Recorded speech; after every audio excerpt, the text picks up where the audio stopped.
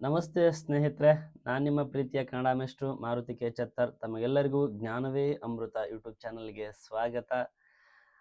ಸ್ನೇಹಿತರೆ, ನಾವಿವತ್ತು ಛಂದಸ್ಸಿಗೆ ಸಂಬಂಧಪಟ್ಟಂತೆ ಛಂದಸ್ಸಿನ ಅರ್ಥ, ವಿಧಗಳು, ಅವುಗಳ ಲಕ್ಷಣಗಳನ್ನು ನಾವು ನೋಡ್ತಾ ಹೋಗ್ತಾ ಇದ್ದೇವೆ.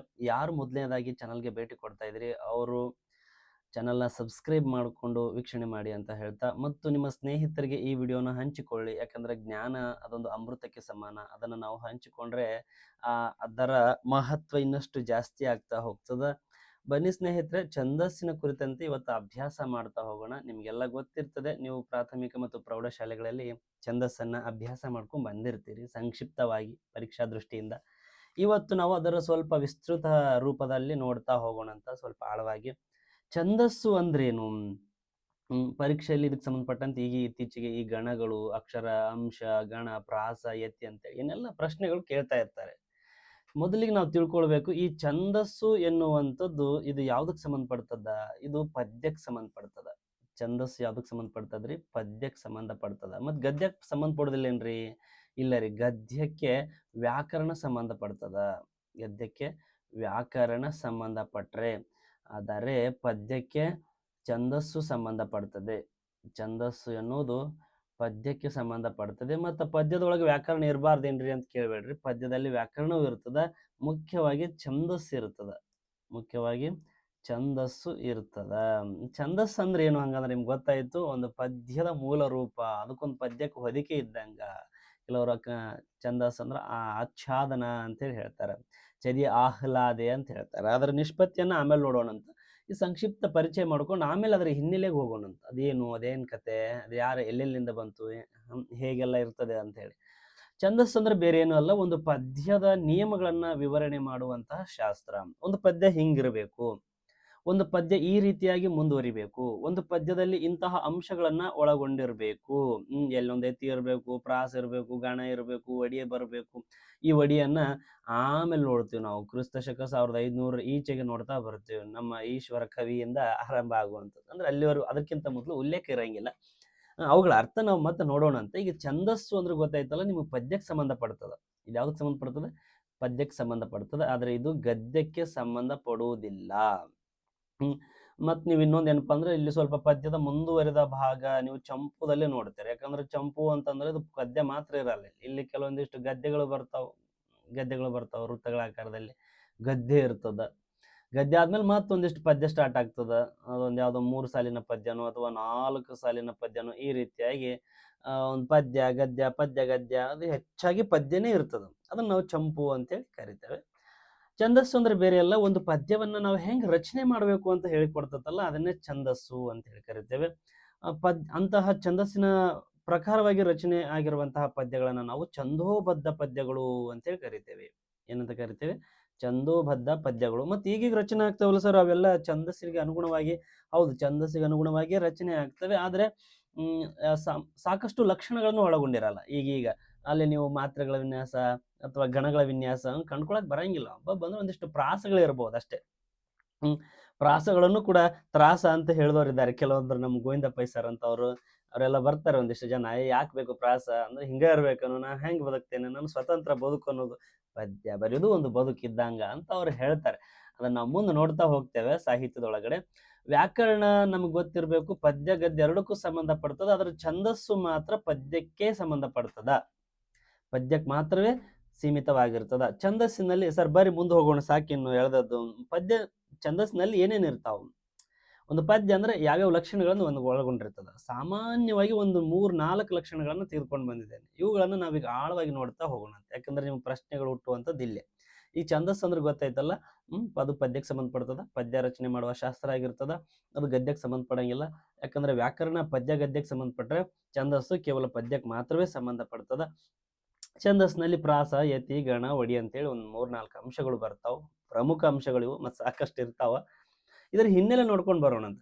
ಈ ಛಂದಸ್ಸು ಎಲ್ಲಿಂದ ಬಂತು, ಹೆಂಗ್ ಬಂತು, ಮತ್ತು ಈ ಛಂದಸ್ಸಿನ ಕುರಿತಂತೆ ಯಾರಾದರೂ ಒಂದಿಷ್ಟು ಗ್ರಂಥಗಳನ್ನ ಬರೆದಿದ್ದಾರೇನು? ಇದು ಇತ್ತೀಚೆಗೆ ಏಕಾಏಕಿ ಉಟ್ಕೊಂಡಿದ್ದ? ಇಲ್ಲ, ಈ ಹಿಂದೆ ಸಾಕಷ್ಟು ಗ್ರಂಥಗಳು ರಚನೆ ಆಗಿದ್ದಾವೆ ಛಂದಸ್ಸಿನ ಕುರಿತಂತೆ.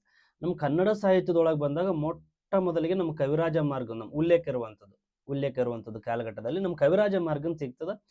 ಇದರ ಕಾಲ ಊಹೆ ಬಂದು ಕ್ರಿಸ್ತ ಶಕ 850.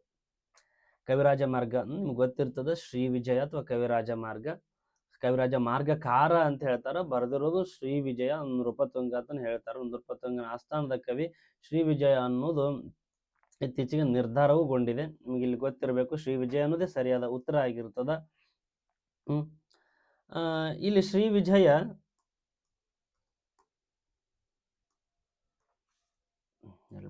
ಶ್ರೀ ವಿಜಯ ಕನ್ನಡ ಭಾಷೆಯಲ್ಲಿ ಏನ್ ಮಾಡ್ತಾನೆ, ಈ ಛಂದೋ ಗ್ರಂಥವನ್ನ ಬರೀತಾನ. ಮತ್ತೆ ಇದೇನ್ ಹೇಳ್ತದ, ಇದು ಛಂದಸ್ಸಿಗೆ ಕುರಿತಂತೆ ಸಾಕಷ್ಟು ಮಾಹಿತಿಯನ್ನ ನಮಗೆ ಹೇಳ್ತದ.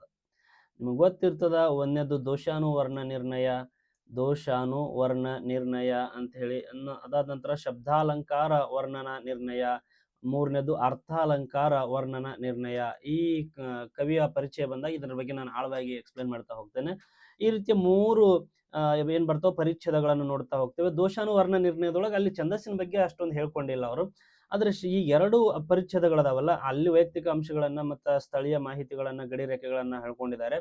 ಇಲ್ಲಿ ಬಂದ್ರೆ ಶಬ್ದಾಲಂಕಾರ, ಅರ್ಥಾಲಂಕಾರ ನೋಡಿ, ಇಲ್ಲಿ ಅಲಂಕಾರಗಳ ಬಗ್ಗೆ ಹೇಳ್ತಾರೆ. ಶಬ್ದಾಲಂಕಾರದಲ್ಲಿ ಪ್ರಾಸದ ಬಗ್ಗೆ ಹೇಳ್ತಾರೆ, ಯತಿದ ಬಗ್ಗೆ ಹೇಳ್ತಾರೆ. ಪ್ರಾಸ ಅನ್ನೋದು ಅದು ಒಂದು ಅಲಂಕಾರ, ಶಬ್ದಾಲಂಕಾರದ ಒಂದು ಭಾಗ ಅಂತ ಹೇಳ್ತಾ ಹೋಗ್ತಾರೆ ಕವಿರಾಜ ಮಾರ್ಗಕಾರ. ಸಾಕಷ್ಟು ಮಾಹಿತಿಯನ್ನ ಕವಿರಾಜ ಮಾರ್ಗಕಾರ ಕೊಡ್ತಾನೆ. ಈ ಕೃತಿ ಬಗ್ಗೆ ನಾವಿಲ್ಲಿ ಅಂತ ತಿಳ್ಕೊಳ್ಬೇಕು, ಛಂದಸ್ಸಿಗೆ ಸಂಬಂಧಪಟ್ಟಂಗ ಕವಿರಾಜ ಮಾರ್ಗಕಾರನು ಕೂಡ ಛಂದಸ್ಸಿನ ಕುರಿತಂತೆ ಉಲ್ಲೇಖ ಮಾಡಿದ್ದ, ಛಂದಸ್ಸಿನ ಕುರಿತ ಅಂಶಗಳನ್ನ ಅವನು ಪ್ರಕಟಿಸಿದ್ದ ಅನ್ನೋದನ್ನ ತಿಳ್ಕೊಳ್ಬೇಕು. ಇನ್ನೊಂದು ನಮ್ಗೆ ಎರಡನೇ ಕೃತಿ ಅನುಪಲಬ್ಧ ಗುಣಗಾಂಕಿಯಂ. ಅನುಪಲಬ್ಧ ಅಂತಂದ್ರೇನು, ಉಪಲಬ್ಧ ಇಲ್ಲದೆ ಇರುವಂಥದ್ದು, ನಮ್ಮ ಕೈ ಸಿಕ್ಕಿಲ್ಲ ಅಂತ ಹೇಳುವಂಥದ್ದು. ಯಾವ ಕೃತಿ ಅದು? ಗುಣಗಾಂಕಿಯಂ. ಮತ್ತು ಗುಣಗಾಂಕಿಯಂ ಐತಿ ಅಂತ ನಿಮ್ಗೆ ಹೆಂಗ್ ಗೊತ್ತಾಯ್ತು? ನಾವು ಊಹೆ ಮಾಡಿದ್ದೀವಿ. ಹೆಂಗ್ ಊಹೆ ಮಾಡಿದ್ದೀರಿ? ಇದರ ಕಾಲ 888 ಅಂತನೂ ಹೆಂಗ್ ಹೇಳ್ತೀರಿ ನೀವು? ಸ್ನೇಹಿತರೆ, ಇಲ್ಲೊಬ್ಬ ಅಮೃತ ಸಾಗರ ಎನ್ನುವ ವ್ಯಕ್ತಿ ಬರ್ತಾನೆ. ಇವನು ತಮಿಳಿನ ಕವಿ, ಜೈನ ಪಂಡಿತ. ಇವ ಒಂದು ಕೃತಿಯನ್ನ, ಒಂದು ಛಂದೋ ಗ್ರಂಥ ಬರೀತಾನೆ ತಮಿಳೊಳಗ. ಯಾವ್ದದು? ಯಾಪ್ಪರುಂಗಲಕ್ಕಾರಿಕೈ. ಹೆಸರು ನೋಡಿ ಎಷ್ಟು ಮಜಾ ಇದೆ. ಯಾಪ್ಪರುಂಗಲ ಕಾರಿಕೈ, ಅಡಿವತ್ತು ಕಾರಿಕೈ, ಯಾಪ್ಪರುಂಗಲಕ್ಕಾರಿಕೈ ಅಂತ ಹೇಳಿ, ಅದು ಒಂದು ಛಂದೋ ಗ್ರಂಥನೇ ತಮಿಳು ಭಾಷೆಯಲ್ಲಿ. ಅದಕ್ಕೆ ಗುಣಸಾಗರ ಅನ್ನೋ ಒಬ್ಬ ವ್ಯಕ್ತಿ ಏನ್ ಮಾಡ್ತಾನ, ವ್ಯಾಖ್ಯಾನ ಬರೀತಾನ, ಮತ್ತೊಂದಿಷ್ಟು ಟೀಕೆಗಳನ್ನ ಬರೀತಾನೆ. ಗುಣಸಾಗರ ಬರೀತಾನ, ಅದು ನಮ್ಗೆ ಹೆಸರು ಗೊತ್ತಿಲ್ಲ. ಅಲ್ಲಿ ಏನ್ ಮಾಡ್ತಾನೆ, ಕನ್ನಡದಲ್ಲೂ ಗುಣಗಾಂಕಿಯಂ ಎನ್ನುವಂತಹ ಒಂದು ಕೃತಿ ಇತ್ತು, ಛಂದೋ ಗ್ರಂಥ ಇತ್ತು ಅಂತೇಳಿ ಇವನು ಉಲ್ಲೇಖ ಮಾಡ್ತಾನೆ. ಅಂದ್ರೆ ಯಾಪ್ಪರುಂಗಲಕ್ಕಾರಿಕೈ ಎನ್ನುವಂತಹ ತಮಿಳಿನ ಛಂದೋ ಗ್ರಂಥದ ರಚನೆಕಾರ ಅಮೃತ ಸಾಗರ, ಅದಕ್ಕೆ ಗುಣಸಾಗರನನ್ನು ವ್ಯಾಖ್ಯಾನ ಟೀಕೆ ಬರೀತಾನೆ. ಅವನು ಈ ಗುಣಗಾಂಕಿಯಂ ಎನ್ನುವಂತಹ ಕೃತಿಯನ್ನ ಉಲ್ಲೇಖ ಮಾಡ್ತಾನೆ. ಇದರ ಕಾಲ 888 ಅಂತೇಳಿ ಊಹೆ ಮಾಡ್ಲಾಗ್ತದ. ಮತ್ತೆ ಈ ಗುಣಗಾಂಕಿಯಂ ಕುರಿತಂತೆ ಕೆಲವು ರೀತಿಯ ಅಭಿಪ್ರಾಯಗಳನ್ನು ವ್ಯಕ್ತಪಡಿಸ್ತಾರೆ. ನಮ್ಮ ಎಚ್.ಎನ್. ನರಸಿಂಹ ಸರ್ ಅವರು, ಆಮೇಲೆ ಶೇಷಗಿರಿ ರಾವ್ ಅವರು ಬೇರೆ ಬೇರೆ ರೀತಿ ಕಲ್ಪಿಸ್ತಾ ಹೋಗ್ತಾರೆ. ಇದು 1ನೇ ನಾಗವರ್ಮಂದು ಇದು ಛಂದೋಂಬುದಿನೇ ಆಗಿರ್ತದ ಅಂತ ಕೆಲವ್ರು ಹೇಳ್ತಾರ. ಮತ್ತು ಆದ್ರಿಂದ ಇದ್ರ ಕಾಲ 888, ಅವನ ಆಳ್ವಿಕೆಯ ಕಾಲ. 1ನೇ ನಾಗವರ್ಮ ಯಾರ ಆಸ್ಥಾನದಲ್ಲಿ ಇದ್ನಲ್ಲ ಅವನು ಬರೆದಿರ್ಬೋದು ಅಂತ ಕೆಲವ್ರು ಹೇಳ್ತಾರೆ. ಇನ್ನು ಕೆಲವರು ಬೇರೆ ಬೇರೆ ಹೇಳ್ತಾರೆ. ನಿರ್ಧಾರ ಇಲ್ಲ. ಆದ್ರೆ ನಮ್ಗೆ ಗೊತ್ತಿರ್ಬೇಕಿಷ್ಟೇ, ಕನ್ನಡದಲ್ಲಿ ಗುಣಗಾಂಕಿಯಂ ಅನ್ನೋದು ಒಂದಿತ್ತು. ಕಾಲ ಕ್ರಿಸ್ತಶಕ ಸುಮಾರು 888 ಊಹೆ. ಯಾಕಂದ್ರೆ ಕಾಲಾನುಕ್ರಮದಲ್ಲಿ ಬರೀಲಿಕ್ಕೆ ಕೊಟ್ಟಾಗ ಕನ್ನಡದ ಛಂದೋ ಗ್ರಂಥಗಳನ್ನು ಈಗೀಗ ಪ್ರಶ್ನೆಗಳು ನೋಡ್ತಿದ್ರಿ ನೀವು. KA ಅಂತ ಬಂದಾಗ, KPSC ಬಂದಾಗ ಆಳದಲ್ಲಿ ಪ್ರಶ್ನೆಗಳನ್ನ ಕೇಳ್ತಾ ಇದ್ದಾನೆ. ಈಗ ಛಂದಸ್ಸು ಅಂದಾಗ ನಾವೆಲ್ಲರೂ ಅಲಂಕಾರ, ಯಾವ್ದಪ್ಪ, ಈ ಕಂದ, ಷಟ್ಪದಿ, ಶರ, ಕುಸುಮ, ಭೋಗ, ಭಾಮಿನಿ, ಪರಿವರ್ಧನೆ ಅಂತೇಳಿ ಖ್ಯಾತ ಕರ್ನಾಟಕ ವೃತ್ತಗಳನ್ನು ಕಲ್ಕೊಂಡು ಹೋಗಿರ್ತೀವಿ. ಅವುಗಳ ಲಕ್ಷಣಗಳನ್ನು ಕಲ್ತ್ಕೊಂಡು ಹೋಗಿರ್ತೀವಿ ನಾವು. ಛಂದಸ್ಸಿನ ಇತಿಹಾಸ ಗೊತ್ತಿಲ್ಲ ಅಂದ್ರೆ, ನಮಗೆ ಹಿನ್ನೆಲೆ ಗೊತ್ತಿಲ್ಲ ಅಂದ್ರೆ ಕಷ್ಟ ಆಗ್ತದ, ಹೌದಾ? ಒಂದಿಷ್ಟು ಏನಪ್ಪಾ ಕೃತಿಗಳನ್ನ ಕೊಟ್ಟು ಛಂದಸ್ಸಿಗೆ ಅನುಗುಣವಾಗಿ ಆ ಕೃತಿಗಳನ್ನ ಕಾಲಾನುಕ್ರಮದಲ್ಲಿ ಬರೀರಿ ಅಂದ್ರೆ ಅದರ ಹಿನ್ನೆಲೆ ಗೊತ್ತಿರಬೇಕಾಗ್ತದ. ಮೊದಲ ಕವಿರಾಜ ಮಾರ್ಗ 850, ಗುಣಗಾಂಕಿಯಂ 888. ನಮಗಿದು ಊಹೆ, ಯಾರು ಅಂತ ಕರ್ತೃ ನಮ್ಗೆ ಗೊತ್ತಿಲ್ಲ. ಕನ್ನಡ ಭಾಷೆಯಲ್ಲಿ ಇರುವಂತಹ ಇದೊಂದು ಅಲಂಕಾರಿಕ ಕೃತಿಯಾಗಿದೆ. ಇನ್ನೊಂದು ಛಂದೋಂಬುದಿ, ಇದು ವೆರಿ ವೆರಿ ಇಂಪಾರ್ಟೆಂಟ್ ನೋಡಿ. ಇದು ಛಂದೋಂಬುದಿ. ಈ ಪಿಂಗಳ ಅಂತ ಹೇಳಿ ಒಬ್ಬ ವ್ಯಕ್ತಿ ಬರ್ತಾನೆ, ಸಂಸ್ಕೃತ ಕವಿ. ಅವನ ಕೃತಿಯನ್ನ ಆಕಾರವಾಗಿ ಇಟ್ಕೊಂಡು ನಮ್ಮ 1ನೇ ನಾಗವರ್ಮ ಕನ್ನಡದೊಳಗ ಛಂದೋಂಬುದಿ ಅಂತೇಳಿ ಒಂದು ವ್ಯಾಕರಣ ಗ್ರಂಥವನ್ನ ಬರೀತಾನೆ. ಒಂದು ವ್ಯಾಕರಣ ಗ್ರಂಥ ಅಥವಾ ಛಂದಸ್ಸಿಗೆ ಅನುಗುಣವಾದ ಛಂದೋ ಗ್ರಂಥವನ್ನ ಬರೀತಾನೆ. ವ್ಯಾಕರಣ ಅನ್ನೋದು ಬೇಡ, ಇಲ್ಲಿ ಛಂದೋ ಗ್ರಂಥ ಅಂತ ಹೇಳಿ ಕರೆಯೋಣ. ಯಾವುದು? ಛಂದೋಂಬುದಿ. ಲೇಖಕರು ಯಾರು? 1ನೇ ನಾಗವರ್ಮ. ಯಾರ ಕೃತಿಯನ್ನ ಆಕಾರವಾಗಿ ಇಟ್ಕೊಂಡು ಬರ್ದ? ಇವನು ಸಂಸ್ಕೃತದ ಪಿಂಗಳ ಕವಿ ಅನ್ನೋ ಕೃತಿಯನ್ನ ಆಕಾರವಾಗಿ ಇಟ್ಕೊಂಡು ಬಂದ. ಇವನ ಕಾಲ ಬಂದು 990. ಇದನ್ನ ನೆನಪಿಟ್ಕೊಳ್ಬೇಕು ನೀವು. ಇವನ ಕಾಲ 990 ಆಗಿದೆ. ಕನ್ನಡ ಭಾಷೆಯಲ್ಲಿ ರಚನೆ ಆಗಿರುವಂತಹ ಕೃತಿ ಈ ಕವಿಗಳು ಹಳಗನ್ನಡದ ಕವಿಗಳು ಅಂತ ಬಂದಾಗ ಇವರ ಕವಿಗಳು ಮತ್ತು ಇವರ ಕೃತಿಗಳ ಬಗ್ಗೆ ನಾನು ಆಳವಾಗಿ ಎಕ್ಸ್ಪ್ಲೇನ್ ಮಾಡ್ತಾ ಹೋಗ್ತೇನೆ. ನಾನು ಈಗಾಗಲೇ 4 ಭಾಗಗಳನ್ನ ಮಾಡಿದ್ದೇನೆ ಕನ್ನಡ ಕವಿಗಳನ್ನ. ಹಳಗನ್ನಡದಲ್ಲಿ ಪೂರ್ವದ ಹಳಗನ್ನಡದ ಕವಿಗಳು, ಹಳಗನ್ನಡದ ಕವಿಗಳು, ಅದಾದ ನಂತರ ನಡುಗನ್ನಡದ ಕವಿಗಳಲ್ಲಿ ಮತ್ತೆ 2 ಟೈಪ್ಸ್, ಒಂದಿಷ್ಟು ವಚನಕಾರರು ಬರ್ತಾರೆ, ಒಂದಿಷ್ಟು ಕೀರ್ತನಕಾರರು. ಅವ್ರಿಗಿಂತ ಮುಂಚೆ ನಮ್ಮ ಈ ಕುಮಾರವ್ಯಾಸ ಅವರೆಲ್ಲ ನಡುಗನ್ನಡದಲ್ಲಿ ಬರ್ತಾರೆ. ಹರಿಹರ, ರಾಘವಾಂಕ, ಲಕ್ಷ್ಮೀಶ. ಅದಾದ ನಂತರ ಆಧುನಿಕ ಹೊಸಗನ್ನಡದ ಕವಿಗಳು ಅಂತ ಬಂದ 4 ಭಾಗ ಇರ್ತಾವೆ. ನವ್ಯ, ನವೋದಯ, ದಲಿತ, ಬಂಡಾಯ, ಪ್ರಗತಿಶೀಲ ಅಂತೇಳಿ. ಅಲ್ಲಿ ಬರುವಂತಹ ನಾವು ಸುಮಾರು ಏನಪ್ಪಾ ಅಂತಂದ್ರು ಒಂದು 30 ಜನ ಕವಿಗಳನ್ನ ಕಲಿಬೇಕು ನಾವು. ಆರಂಭದಲ್ಲಿ ನೀವು ಒಂದು 10 ಜನ ಕವಿಗಳನ್ನ ಕಲ್ತ್ರು ಅಡ್ಡಿ ಇಲ್ಲ. ಆದರೆ ನಡುಗನ್ನಡದಲ್ಲಿ ಒಂದು 10, ಇಲ್ಲೊಂದು 10 ಆದ್ರೂ ಅಡ್ಡಿ ಇಲ್ಲ. ಇಲ್ಲಿ ಬಂದಾಗ ನೀವು 30 ಕವಿಗಳನ್ನ ಅಭ್ಯಾಸ ಮಾಡಬೇಕು. ಅಯ್ಯಪ್ಪ ಇಷ್ಟೆಲ್ಲ ಕೃತಿಗಳನ್ನ ನೆನ್ಪಿಟ್ಕೊಳಕಾಗ್ತದ? ಇಲ್ಲ. ಇಷ್ಟು ಕೃತಿಗಳನ್ನ ನೆನ್ಪಿಟ್ಕೊಳ್ಳೋದು ಬೇಡ. 30 ಕವಿಗಳನ್ನ ಅದರಲ್ಲಿ ಇಂಪಾರ್ಟೆಂಟ್ ಯಾರು ಇರ್ತಾರೆ, ಕೇಂದ್ರ ಸಾಹಿತ್ಯ ಅಕಾಡೆಮಿ ಪ್ರಶಸ್ತಿ ಯಾರು ಇರ್ತಾರೆ, ಪಂಪ ಪ್ರಶಸ್ತಿ, ಜ್ಞಾನಪೀಠ ಪ್ರಶಸ್ತಿ, ಕರ್ನಾಟಕ ಸಾಹಿತ್ಯ ಅಕಾಡೆಮಿ ಪ್ರಶಸ್ತಿ, ಈ ರೀತಿ ಪ್ರಮುಖ ಪ್ರಶಸ್ತಿಗಳನ್ನ ಪಡ್ಕೊಂಡವರು, ಮತ್ತೆ ಇತ್ತೀಚೆಗೆ ಚರ್ಚೆಯಲ್ಲಿರುವಂತಹ ಕೃತಿಗಳು ಅಥವಾ ಕಾಂಟ್ರವರ್ಸಿ ಆಗಿರುವಂತದ್ದು ಕೃತಿಗಳನ್ನು ಬರೆದಿರೋರ ಬಗ್ಗೆ ನೀವು ನೆನಪಿಟ್ಕೊಂಡ್ರೆ ಸಾಕು. 30 ಅಂತಂದ್ರೆ ಇಲ್ಲೇನಾಯ್ತು, 120 ಕವಿಗಳು ಇಲ್ಲೇ ಆಯ್ತು ಹೊಸಗನ್ನಡದೊಳಗೆ. ಇಷ್ಟು ಕವಿಗಳು ಬೇಕಾಗಿಲ್ಲ, ಇದರಲ್ಲಿ ಒಂದು 50 ಕವಿಗಳು ಸಾಕು. ಅರ್ಥ ಆಯ್ತು? ಅದ್ರ ನೆನಪಿರ್ಬೇಕು ಇಷ್ಟು ಕವಿಗಳು. ಇದು ಯಾವಾಗ ಹೊಸಗನ್ನಡ, ಯಾಕಂದ್ರೆ ಕನ್ನಡ ಸಾಹಿತ್ಯ ಅನ್ನೋದು ಹಂಗ, ಅದು ನೋಡ್ಲಿಕ್ಕೆ ಮಾತ್ರ ಕನ್ನಡ ಅಂತಾರೆ. ಅದರಲ್ಲಿ ಆಳ ಅಗಲ ಆದಿ ಅಂತ್ಯ ಲೆಕ್ಕಕ್ಕೆ ಸಿಗಂಗಿಲ್ಲ. ಮುಂದೆ ಹೋಗೋಣ. ಛಂದಸ್ಸಿಗೆ ಅನುಗುಣವಾಗಿ ಬರೆದಂತ ಇನ್ನೊಂದು ಕೃತಿ ಛಂದೋ ವಿಚತಿ. ಇದು 2ನೇ ನಾಗವರ್ಮ. ನಾಗವರ್ಮ ಇಬ್ಬರು ಇರ್ತಾರೆ, ನೀವು ತುಂಬಾ ಕನ್ಫ್ಯೂಸ್ ಮಾಡ್ಕೊಂಡ್ಬಿಡ್ತೀರಿ. ಒಬ್ಬವ ಜೈನ ಕವಿ, ಇನ್ನೊಬ್ಬ ಬ್ರಾಹ್ಮಣ ಕವಿ, ನಿಮ್ಗೆ ಗೊತ್ತಿರಬೇಕು. ಈ ಕವಿ 990 1ನೇ ನಾಗವರ್ಮ. ಈತ ಛಂದೋಂಬುದಿ ಮತ್ತು ಕಾವ್ಯಾವಲೋಕನ ಅಂತ ಹೇಳಿ 2 ಕೃತಿಗಳನ್ನ ಬರೀತಾನೆ. ಛಂದೋಂಬುದಿ ಮತ್ತು ಕಾವ್ಯಾವಲೋಕನ. ಕಾವ್ಯಾವಲೋಕನ ಪ್ರಶ್ನೆಯನ್ನು ಕೇಳಿದ್ದಾರೆ, ಯಾರ ಕೃತಿ ಇದು ಅಂತ ಹೇಳಿದ್ದಾರೆ. 1ನೇ ನಾಗವರ್ಮ ಕನ್ನಡ ಕವಿ. ಛಂದೋ ವಿಚತಿ ಅಂತ ಬಂದಾಗ ಇದು ಛಂದಸ್ಸಿಗೆ ಅನುಗುಣವಾಗಿ ರಚಿತವಾಗಿರುವಂತಹ ಕೃತಿಯಾಗಿದೆ. ಛಂದಸ್ಸಿನ ಮಾಹಿತಿಯನ್ನ ಇಲ್ಲಿ ಕೊಡ್ತಾರೆ ನಮಗ. 2ನೇ ನಾಗವರ್ಮ ಬರೆದಿರುವಂತದ್ದು, ಕನ್ನಡ ಕವಿಯಾಗಿದ್ದಾನೆ. ಕಾಲ 1040 ಅಥವಾ 42 ಅಂತ ಇದೆ. ಕೆಲವೊಂದು ಪುಸ್ತಕದಲ್ಲಿ 40 ಅಂತಿದೆ, ಕೆಲವೊಂದು ಪುಸ್ತಕದಲ್ಲಿ 42 ಅಂತಿದೆ. ಕಾಲಾನುಕ್ರಮದಲ್ಲಿ ಕೊಟ್ಟ ಏನ್ ಮಾಡುದು, ಇಷ್ಟೊಂದು ವ್ಯತ್ಯಾಸದಲ್ಲಿ ಕೊಡಂಗಿಲ್ಲ. ಅಲ್ಲಿ ಗ್ಯಾಪ್ ಇರ್ತದೆ. 40 ಕೊಟ್ರೆ ಇನ್ನೊಂದು 41, 42 ಹಿಂಗೆಲ್ಲ ಕೊಡಂಗಿಲ್ಲ. ಸ್ವಲ್ಪ ತುಂಬಾ ಗ್ಯಾಪ್. ಇಲ್ಲಿ ಒಂದು 850 ಕವಿ ರಾಜಮಾರ್ಗ, 1ನೇ ನಾಗವರ್ಮ, 2ನೇ ನಾಗವರ್ಮ, ಜಯಕೀರ್ತಿ, ಈ ರೀತಿ ಕೊಡಬಹುದು, ಏನ್ ತೊಂದರೆ ಇಲ್ಲ. ಒಟ್ಟಿನಲ್ಲಿ ಛಂದೋ ವಿಚತಿ 2ನೇ ನಾಗವರ್ಮ, ಛಂದೋಂಬುದಿ 1ನೇ ನಾಗವರ್ಮ. 1ನೇ ನಾಗವರ್ಮನ ಇನ್ನೊಂದು ಕೃತಿ ಕಾವ್ಯ ಅವಲೋಕನ. ಇಷ್ಟು ಸಾಕು. ಇನ್ನೊಂದು ಹೋಗೋಣ. ಇನ್ನೊಂದು ಛಂದೋ ಗ್ರಂಥ ಛಂದೋನುಶಾಸನಂ. ಇದರ ಕಾಲ ಕ್ರಿಸ್ತಶಕ 1050. ಜಯಕೀರ್ತಿ ಬರೆದಿದ್ದಾನೆ ಈ ಕೃತಿಯನ್ನ. ಕಾಲ ಕ್ರಿಸ್ತಶಕ 1050 ಜಯಕೀರ್ತಿ, ಛಂದೋನುಶಾಸನಂ. ಇದು ಇರುವಂತಹ ಭಾಷೆ ಸಂಸ್ಕೃತ ಭಾಷೆ. ಇನ್ನೊಂದು ಮಾನಸೋಲ್ಲಾಸ. ಇದರ ಕಾಲ 1129. 3ನೇ ಸೋಮೇಶ್ವರ ಎನ್ನುವಂತಹ ಕರ್ತೃ ಇದನ್ನ ರಚನೆ ಮಾಡಿದ್ದಾನೆ. ಸಂಸ್ಕೃತ ಭಾಷೆಯಲ್ಲಿ ಇರುವಂತಹ ಛಂದಸ್ಸಿನ ಕುರಿತು ರಚನೆಯಾಗಿರುವ ಕೃತಿ ಇದಾಗಿದೆ. ಸಂಸ್ಕೃತದ ಛಂದೋ ಗ್ರಂಥ ಮಾನಸೋಲ್ಲಾಸ, 3ನೇ ಸೋಮೇಶ್ವರ. ಇದನ್ನ ನೆನಪಿಟ್ಟುಕೊಂಡಿರಬೇಕು. ಕಾಲ ಕ್ರಿಸ್ತಶಕ 1129. 1129 3ನೇ ಸೋಮೇಶ್ವರ, ಮಾನಸೋಲ್ಲಾಸ, 3ನೇ ಸೋಮೇಶ್ವರ, ಮಾನಸೋಲ್ಲಾಸ, 3ನೇ ಸೋಮೇಶ್ವರ. ಇದು ಸಂಸ್ಕೃತದ ಛಂದ ಗ್ರಂಥ. ಇವನ ಕಾಲ 1129. ಇಷ್ಟು ನೆನಪಿಟ್ಕೊಳ್ಳೇಬೇಕು ಸ್ನೇಹಿತರೆ ನೀವು. ಮುಂದುವರೆದು ಇನ್ನೊಬ್ಬ ಬರ್ತಾನೆ, ಶಾರ್ಘದೇವ ಅಂತ ಹೇಳಿ. ಶಾರ್ಘದೇವ ಇವನು ಸಂಸ್ಕೃತದ ಪಂಡಿತನಾಗಿದ್ದಾನೆ. ಇವನ ಕೃತಿ ಬಂದು ಸಂಗೀತ ರತ್ನಾಕರ. ಶಾರ್ಘದೇವ ಸಂಗೀತ ರತ್ನಾಕರ. ಈತನ ಕಾಲ 1210. ಇನ್ನೊಬ್ಬ ಈಶ್ವರ ಕವಿ ಬರ್ತಾನೆ, ಕನ್ನಡದ ಪ್ರಮುಖ ಕವಿ ಈಶ್ವರ ಕವಿ. ಕವಿ ಜಿಹ್ವಾ ಬಂಧನ ಅಂತೇಳಿ ಎನ್ನುವ ಕೃತಿಯನ್ನ ಕೊಡ್ತಾನೆ. ನಮಗ್ ಗೊತ್ತಿರಲಿ, ಒಡಿಯನ್ನ ಮೊದಲ ಬಾರಿಗೆ ಪ್ರಸ್ತಾಪ ಮಾಡಿರುವಂತಹ ಉಪಲಬ್ಧ ಕೃತಿ ಇದಾಗಿರುವಂತದ್ದು. ಒಡಿ ಬಗ್ಗೆ ಪ್ರಸ್ತಾಪ ಇರುವಂತಹ ಉಪಲಬ್ಧ ಕೃತಿ ಕವಿ ಜಿಹ್ವಾ ಬಂಧನ. ಲೇಖಕ ಬಂದು ಕವಿ ಈಶ್ವರ ಅಥವಾ ಈಶ್ವರ ಕವಿ ಅಂತ ಹೇಳಿ ಬರ್ತದೆ. ಈತನ ಕಾಲ 1500 ಅಂದ್ರೆ ಎಕ್ಸಾಕ್ಟ್ 15ನೇ ಶತಮಾನ. ಇಲ್ಲಿಗೆ 15ನೇ ಶತಮಾನ ಮುಗಿತದ. ಇನ್ನು 1501 ಬಂದ್ರೆ ಅದೇನಾಗ್ತದೆ, 16ನೇ ಶತಮಾನ ಆಗ್ತದೆ. ಕವಿ ಜಿಹ್ವಾ ಬಂಧನ ಎನ್ನುವ ಲೇಖಕರ ಇದು ಪ್ರಶ್ನೆನೂ ಕೂಡ ಆಗಿದೆ. ಒಡಿ ಎನ್ನುವಂಥದ್ದು ಮೊದಲ ಬಾರಿಗೆ ಪ್ರಸ್ತಾಪಗೊಂಡಿರುವ ಕನ್ನಡದ ಕೃತಿ ಯಾವುದು ಅಂತ ಹೇಳಿ ಕನ್ನಡ ಶಿಕ್ಷಕರ ಪರೀಕ್ಷೆಯಲ್ಲಿ. ಕವಿ ಜಿಹ್ವಾ ಬಂಧನ ಅನ್ನುವಂಥದ್ದು ನೆನಪಿನಲ್ಲಿ ಇಟ್ಕೊಂಡಿರಬೇಕು. ಇದರ ವಿರಚಿತ ಕವಿ ಈಶ್ವರ, ಕನ್ನಡ ಭಾಷೆಯ ಕವಿಯಾಗಿದ್ದಾನೆ. ಇನ್ನೊಂದು ಛಂದಸ್ಸಾರ ಅಂತ ಬರ್ತದ. ಇದು ಗುಣಚಂದ್ರ ಬರೆದಿರುವಂತದ್ದು. ಇವನು ಕೂಡ ಕನ್ನಡ ಕವಿಯಾಗಿದ್ದಾನೆ, ನನ್ನ ಕನ್ನಡದಲ್ಲೇ ಬರೆದಿದ್ದಾನೆ. ಕಾಲ ಬಂದು 1650. ಈತನ ಕಾಲ 1650. ಈತನ ಕೃತಿ ಛಂದಸ್ಸಾರ ಅನ್ನುವಂಥದ್ದು. ಯಾವುದು? ಛಂದಸ್ಸಾರ ಎನ್ನುವಂಥದ್ದು. ಇನ್ನೊಂದು ಷಟ್ ಪ್ರತ್ಯಯ ಅಂತ ಇದೆ. ನಮ್ಮ ಶಾಲ್ಯದ ಕೃಷ್ಣರಾಜರವರು ಬರೆದಿರುವಂಥದ್ದು. ಯಾರು? ಶಾಲ್ಯದ ಕೃಷ್ಣರಾಜ ಷಟ್ ಪ್ರತ್ಯಯ.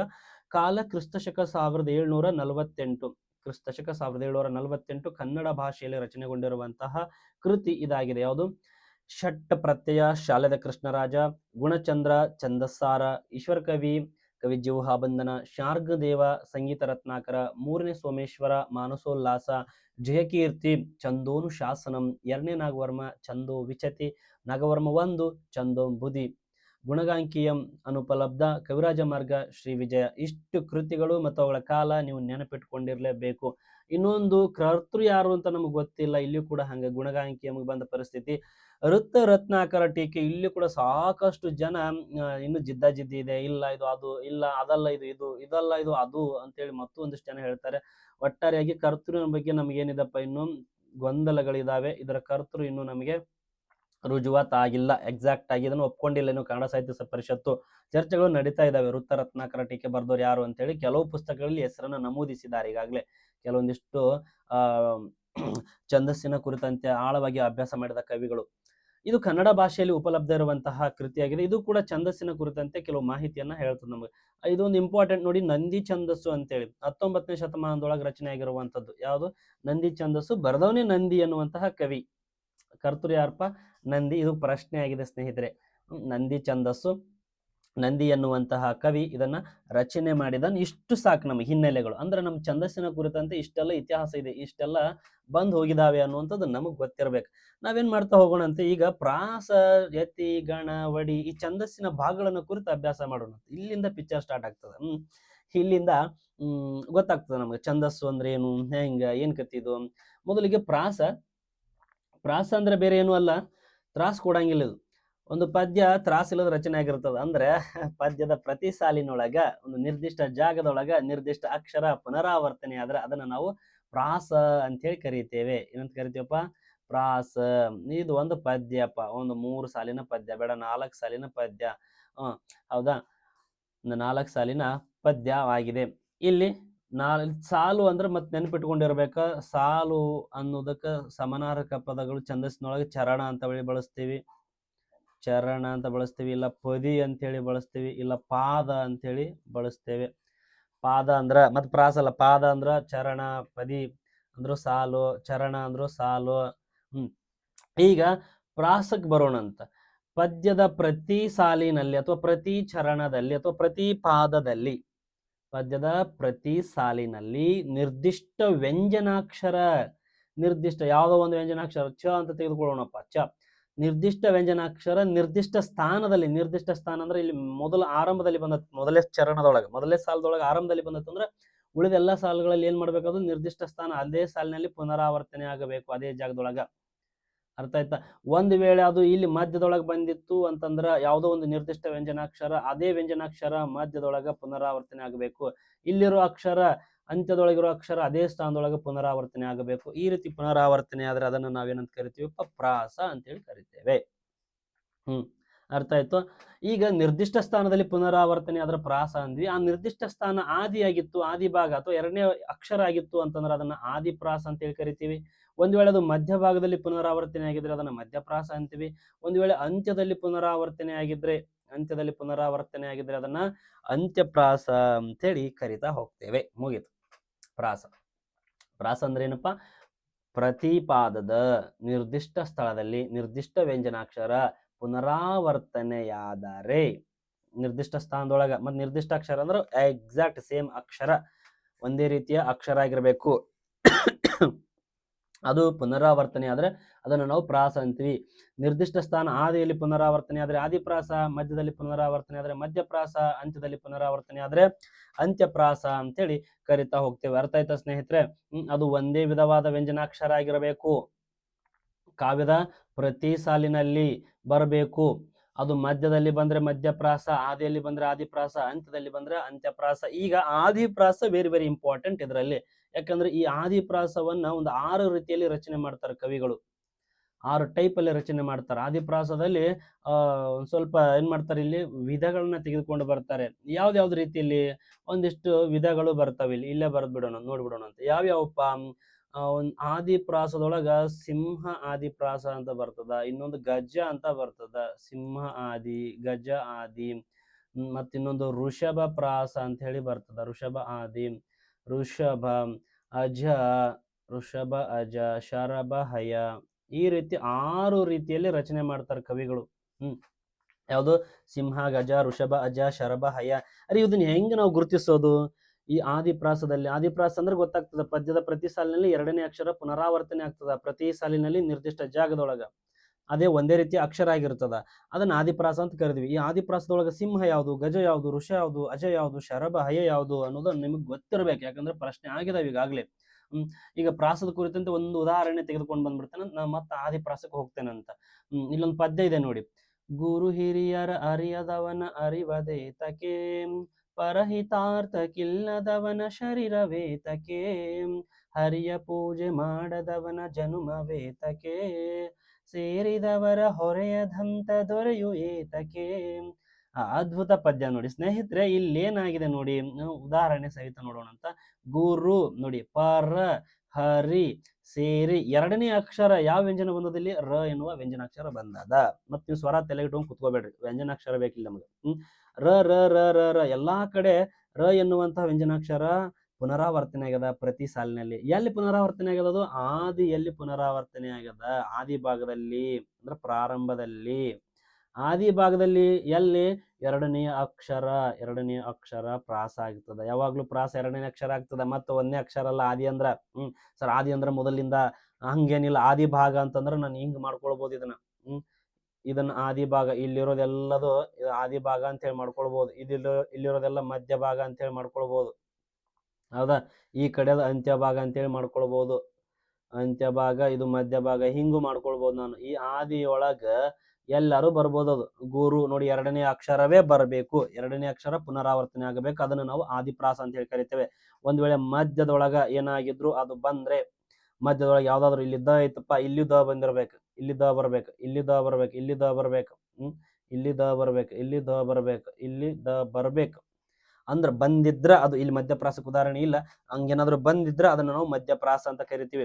ಅಂತ್ಯ ಅಂದ್ರೆ ನೋಡಿ, ಎಲ್ಲಾ ಕಡೆ ಕೊನೆ ಭಾಗದೊಳಗ ಕೆ ಕೆ ಕೆ ಕೆ ಕೆ ಅಥವಾ ಎ ತ ತ ತ ತ, ಇಲ್ಲಿ ಯಾವ್ದು ಕೂಡ ನಡೀತದ. 2ನೇ ಅಕ್ಷರ ಕೊನೆಯಿಂದ ಕೊನೆ ಅಕ್ಷರ ಆಗಿರ್ಲಿ, ನಥಿಂಗ್ ಮ್ಯಾಟರ್, ನಮ್ಗೆ ಅದು ವಿಷಯ ಅಲ್ಲ. ಇಲ್ಲಿ ಅಂತ್ಯ ಭಾಗದೊಳಗ ಒಂದೇ ವಿಧವಾದ ಅಕ್ಷರ ನಿರ್ದಿಷ್ಟ ಸ್ಥಾನದೊಳಗ ಪುನರಾವರ್ತನೆ ಆದ್ರ ಅಂತ್ಯಪ್ರಾಸ, ಮಧ್ಯದೊಳಗ ನಿರ್ದಿಷ್ಟ ಅಕ್ಷರ ಪುನರಾವರ್ತನೆ ಆದ್ರೆ ಅದು ಮಧ್ಯಪ್ರಾಸ. ಅದೇ ರೀತಿ ಆರಂಭದಲ್ಲಿ ಒಂದು ನಿರ್ದಿಷ್ಟವಾದ ಅಕ್ಷರ ಪುನರಾವರ್ತನೆ ಆದ್ರೆ ಅದನ್ನ ಆದಿಪ್ರಾಸ ಅಂತ ಹೇಳಿ ಕರಿತೇವೆ. ಈಗ ಈ ಆದಿಪ್ರಾಸದಲ್ಲಿ ಉದಾಹರಣೆಗಳನ್ನ ನೋಡ್ತಾ ಹೋಗೋಣ ಅಂತ. ಆದಿಪ್ರಾಸದೊಳಗೆ ಒಂದಿಷ್ಟು ವಿಧಗಳದಾವ ಅಂತ ಹೇಳಿದ್ನಲ್ಲ, ಆ ವಿಧಗಳಿಗೆ ಉದಾಹರಣೆಗಳನ್ನ ಅರ್ಥ ನೋಡ್ತಾ ಹೋಗೋಣ ಅಂತ. ಮೊದಲನೇದು ಯಾವ್ದಪ್ಪ? ಸಿಂಹಪ್ರಾಸ. ಒಂದನೇದು ಸಿಂಹಪ್ರಾಸ. ಸಿಂಹಪ್ರಾಸ ಅಂದ್ರೇನು? ಈಗ ಒಂದು ಪ್ರಾಸಾಕ್ಷರ ಇದೆಯಲ್ಲ, ಆ ಪ್ರಾಸಾಕ್ಷರದ ಇಂದಿನ ಅಕ್ಷರ ಅಂದ್ರೆ ಒಂದು ವ್ಯಂಜನ ಪ್ರಾಸ ಆಗಿರ್ತದ, ಹೌದಾ? ಅಲ್ಲಿ ಇಂದಿನ ಅಕ್ಷರ ಹ್ರಸ್ವಸ್ವರ ಆಗಿರ್ಬೇಕು ಅಂತ ಹೇಳ್ತಾರ ಅವರು. ಮೊದಲು ಪ್ರಾಸದ ಬಗ್ಗೆ ಹೇಳ್ತಾರೆ ನೋಡಿ. ಇಲ್ಲಿ 1, 2ನೆಯ ಸ್ವರಗಳ ನಡುವೆ ಒಂದೇ ವಿಧದ ಒಂದು ವ್ಯಂಜನವು ಬಂದು ಹಿಂದಿನ ಸ್ವರ ಹ್ರಸ್ವವಾಗಿರ್ಬೇಕು.